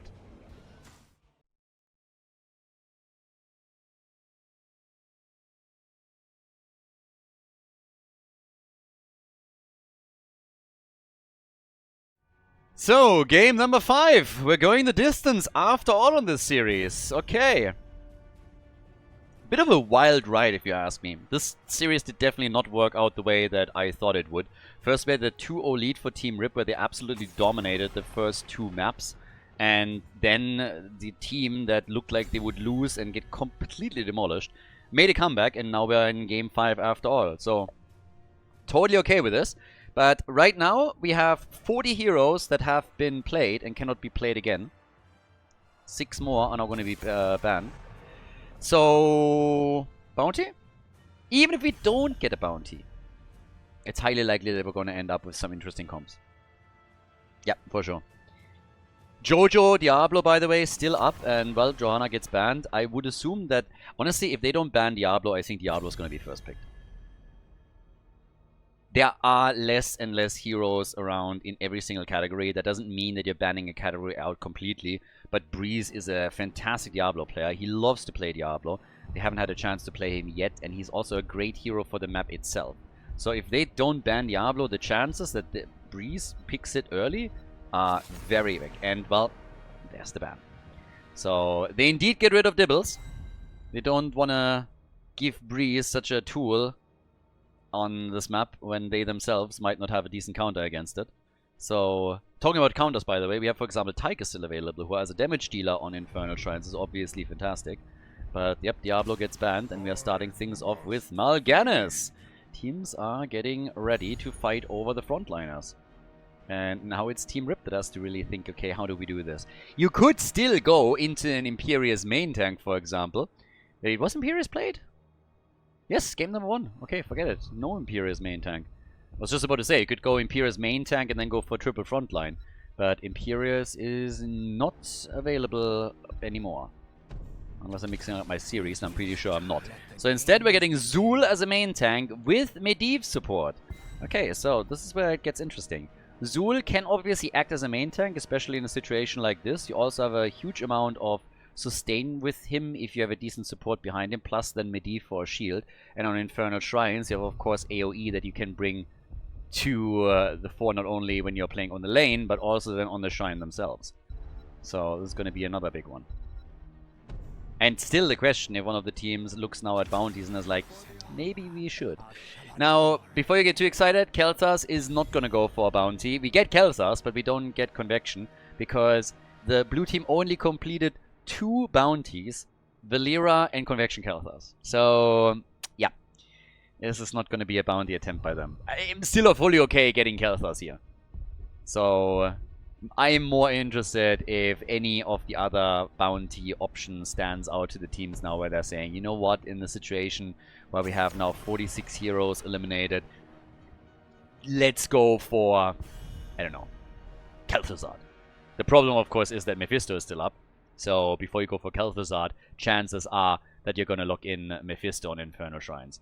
Which I could also see as a ban, to be honest with you. There's other damage, like damage dealers is something you're not running out at all. The Genji gets banned here. You know, Chromie was still up technically. Mephisto is here. Cassia could be played. So, yeah, there's a lot that is still available. They get rid of Nazebo. Fair enough. But, yeah, let's see how the red team is now going to react to this. With them playing Medivh, they have obviously a fair amount of options here now too. And now that I think about it, he could still go also Suljin, right? We didn't have Suljin today, did we? It was yesterday. Sometimes these games just blend together. And I mentioned Tychus earlier, so obviously he's going to be one of the priority picks first. With Tychus, you have the Odin transformation, so yeah, there's that. But okay, that leaves us with the double pick on the blue team side. And what exactly is Whoopi going to play on that side lane? Yeah, what are we getting from him? Game number 5, and we get Zeratul, and there's our Cassia pick. So, I mentioned earlier, Cassia is taken, we get Zeratul, no bounty from the bounty hunters. That name is so misleading, I'm sorry. This is just a meme. They came into the bounty tournament and they said like, you know what, we're gonna call ourselves the bounty hunters, we're gonna get bounties all day long. And then they went for 2 bounties and that was it. Teams were joking that they hunt the bounty hunters, but then they would be the bounty hunter hunters. And yeah, so no, that team name is just a meme. White main on the other side here for Team Rip. Ladies and gentlemen, the final map in the series. Best of 5 between Team Rip and the bounty hunters. Game number 5. So the final map is here. One of these teams will move on to the winner bracket final, and the loser will drop down into the lower bracket. Hazops on Anduin, back on the support. This actually got all turned around with him playing Deckard Cain on Towers of Doom. So when he jumped on the support, this is where they all of a sudden found success. Now we got Whoopi on Zeratul going into a cleave build. Breeze on Mal'Ganis, Dino on Cassia, and Rutsu with Kel'Thas for that Gravity Lapse follow-up. And some nice action. Over on the right side, we got Sven on Malthael, Basilisco on Whitemane, Bloodcool on Tychus, Azzy on Medivh, and Higao on the main tank Zul. Or as Alex would say, roaming Zul, Backlash on level 1. And he gets the support also from Medivh with portals. So that will play a role here. But the attack is already incoming. Nice shield for Medivh though. That saves the day. And Breeze is the one that is all of a sudden in trouble. And thanks to the portal plays that we're getting, Breeze is gone. Mal'Ganis eliminated. So he got destroyed. A bit more damage thanks to the grenade. But good start again for Team Rip. They are opening this up with First Blood and a little bit of momentum into the game. Nothing too fancy, nothing really too crazy here, but yeah, that's a decent start for them. And now the only question is how much more they can actually do at that point in time to extend that lead, to put also Zul into a good position. At the end of the day, obviously, you want to try and get a bit ahead through the wave clear that you now have. You have Malthael, you have Zul, they can easily just move between the lanes, push them back out quickly, force the blue team to react, or maybe you just get some structural damage as a result because your opponent isn't able to react in time. Now, yeah, Portal is up again, and they go for Hazu, and that is the end of the Crybaby. Anduin is gone. Nice little play here, at least from Kelsas with the Gravity Lapse and the Connect, but again, not enough. And the camp has now been invaded, so the first mercenary camp that we get is stolen from Team Rip.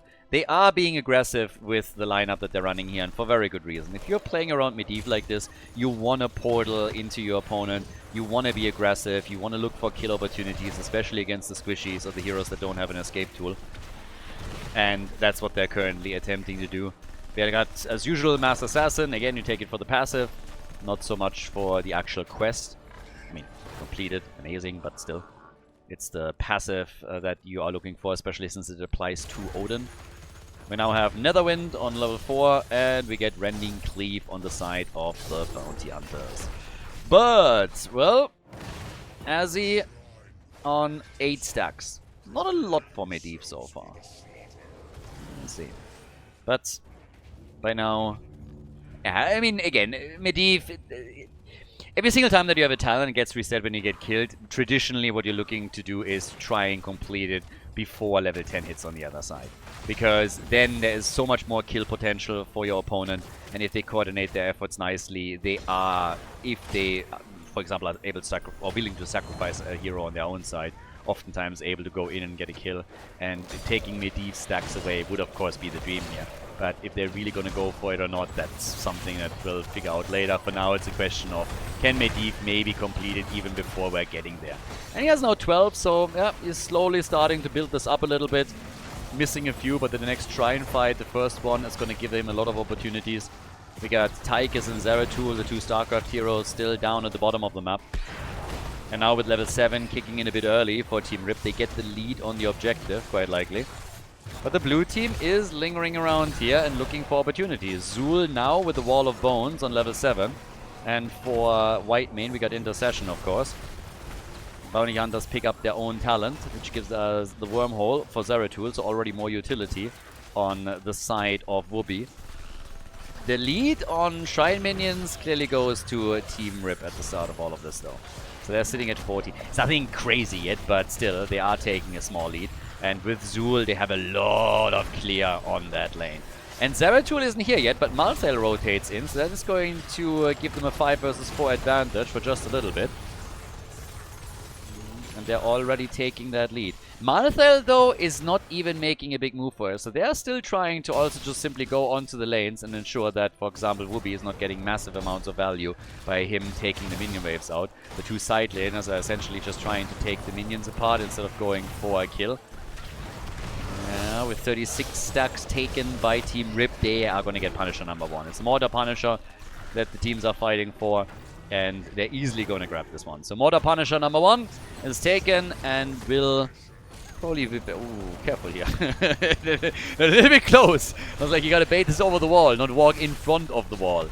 That's not going to help you. So here we are. And the wall more or less destroyed. They're still working the last tower down, but the defense is doing a great job. They baited it over, started to take it down quickly, and the first Punisher is eliminated, but it still costs the blue team the wall and some hit points on the fort itself. And of course, thanks to that prolonged battle at the top, we now have Medivh also on 33 stacks. So he's just 7 stacks shy of completing his quest and should be very, very stingy about his shield now. And only use it when he himself doesn't need it. Missed another quick attack here, by the way. So, yeah. Has to be super careful now. You don't want to die with 33 stacks. I mean, you don't ever want to die when you have any stacks. But once you're crossing over 30, then it's really time to be as selfish as possible. And if somebody dies because of it, it's like, yep, sorry. But I'm not going to be the one that all of a sudden gets killed because I don't have my shield ready for it. We get a VP, and we got the bubble again. Double bubble. We get the double bubble. I honestly am not sure if I've ever even seen this. Very early Odin pop down at the bottom of the map. As they're starting to go for this here.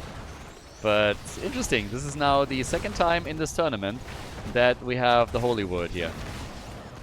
And with the VP, you can section some targets off. Already an attack against Zul.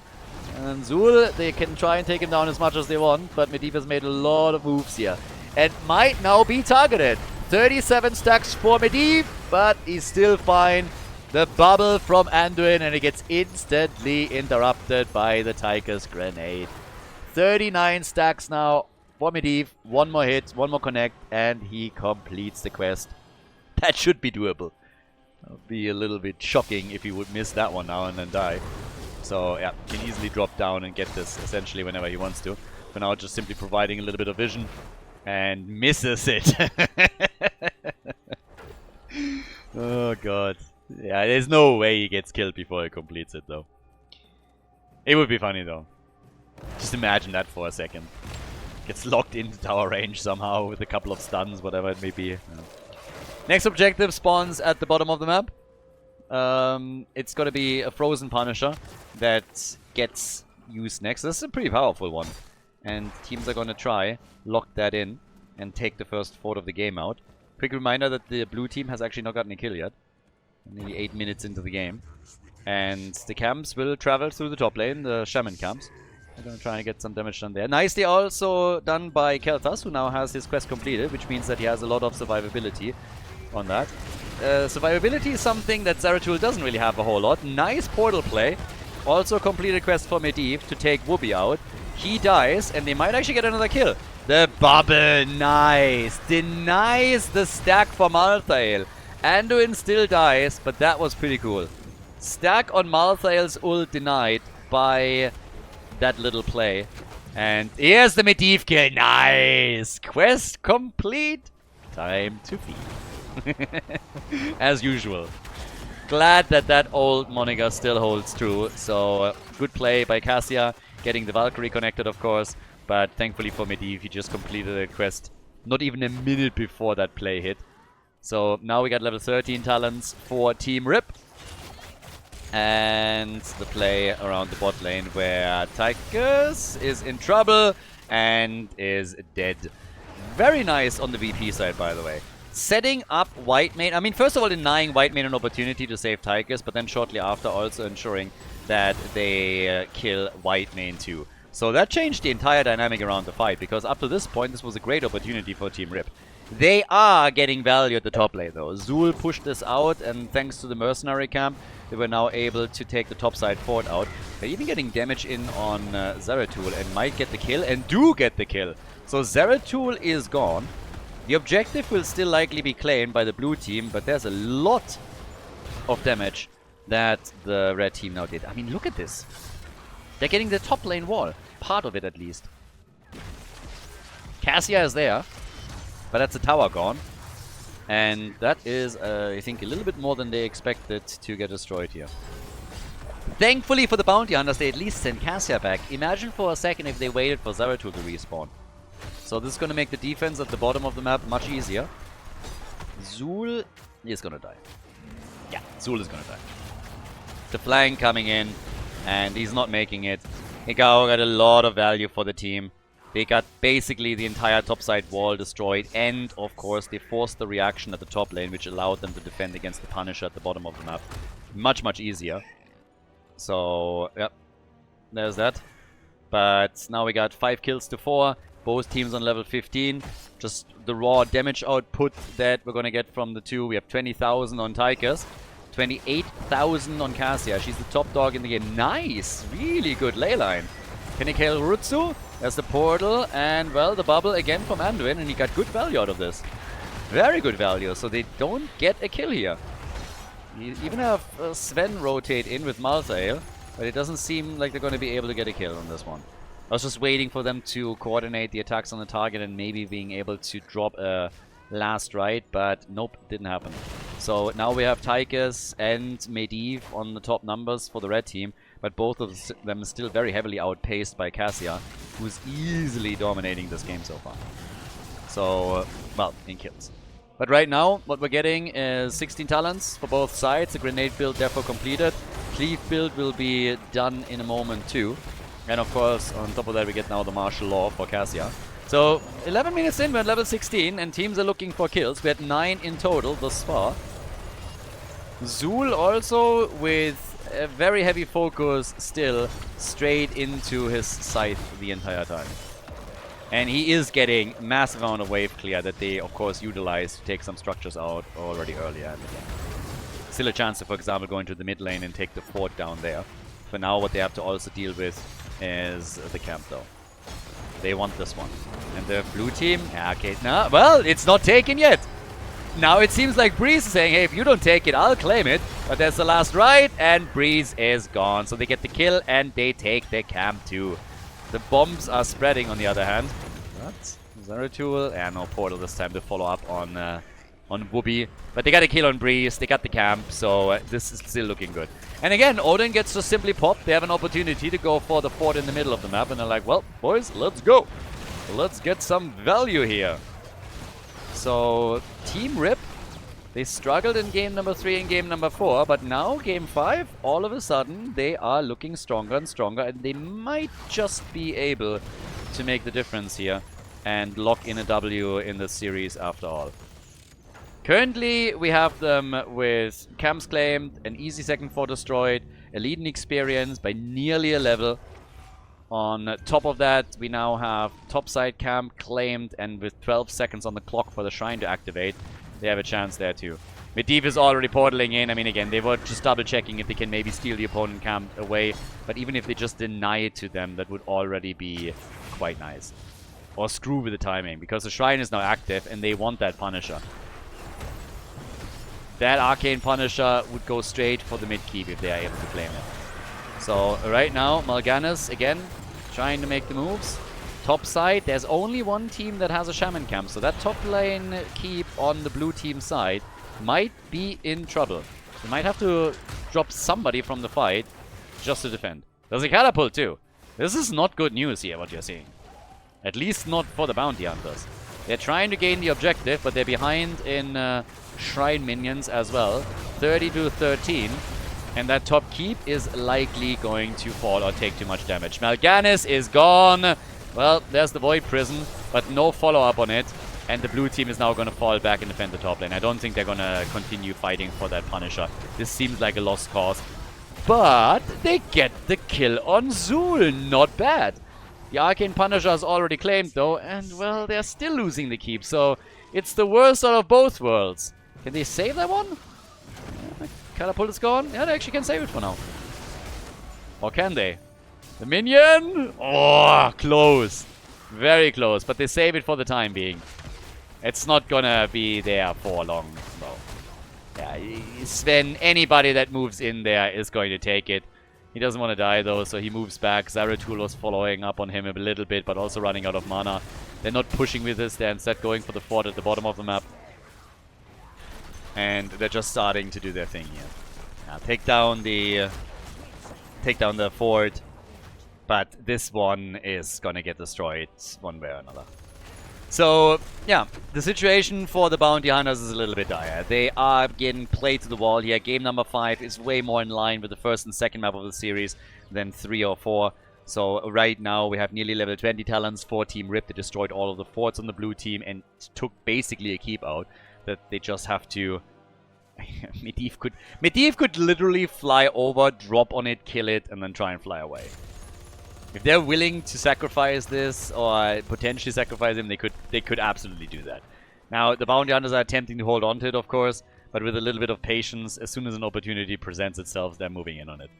We have level 20 talents now in play, and that moves them, I guess, to the top side. I suppose with Storm talents, they're going to do their thing. We have 2 stacks, by the way, in Malthael, so that's 10-second cooler reduction. Medivh has already done exactly that. Moved around with the portal after eliminating the keep. They could have maybe after 20 even just dropped the big red button and try to push in for some of the structures. They decided against that. So, yeah, nothing happening there. The blue team is just showing some patience now. They need to buy some time. Get level 20 and play for the next Punisher. Now, one of the problems, obviously, that they have to just deal with is that, generally speaking, every single objective that spawns is a bit advantageous for Team Rip. Because on every lane, they still have a fountain. So they can always just drop back out of a fight or just pre-tap and do their work there. A little bit confused why they're using Odin now. That seems a little bit late, considering that the blue team is about to hit level 20 as well. But they're opening this up and they're getting damage in on keep number 2. But I would have expected them to take this, to make that play much, much earlier than this. Light of Stormwind is now ready. So this is also gonna get quite interesting for Anduin right now. We don't see that talent too often, or that heroic in general. Now we have the full upgrade on level 20, and we get Flamethrower, which will make Khaldor's play much, much easier. They got some damage in on the keep. They open this up slightly at 60 seconds until Tychus has his ult back, and he will get it back during the fight. But I would have really liked him to drop this a bit earlier and then make a move, because that would have potentially helped them with the, without getting the ult back for the next shrine. Shrine is spawning at the bottom of the map this time. We have Medivh just scouting out the position the entire time here. Malthael hasn't taken his level 20 yet. He's still thinking around getting no one can stop death if he dies early. Can maybe move in aggressively, sacrifice yourself, draw some aggro, draw some abilities, some cooldowns. But instead we're getting Final Curtain, so he is going to use that as a tool. We have them with some really nice opportunities now as well. Leyline, for example, is another quick thing that they can throw out on Medivh if Medivh cheats on 20. So it's really going to help them to set up potential kills here. And everybody's now fighting for that shrine. Keep the fountains in mind that the red team can still use. So this is going to be a big opportunity for them potentially. And here's the big red button again, and they use it to take control. Blue team, they're not having any of this. They're just falling back here. And especially Whoopi is already getting targeted right away. Blood cool. There's the VP though. They're trying to section him off. They're trying to go for Zul, who's able to move out. VP is already gone. The bubble has been used by Anduin, and basically most of the cooldowns were already burned. We got last rites, but never used because Malthael dies. 36 to 35 stacks, 38, who takes it? It's so damn close, but the red team loses everybody.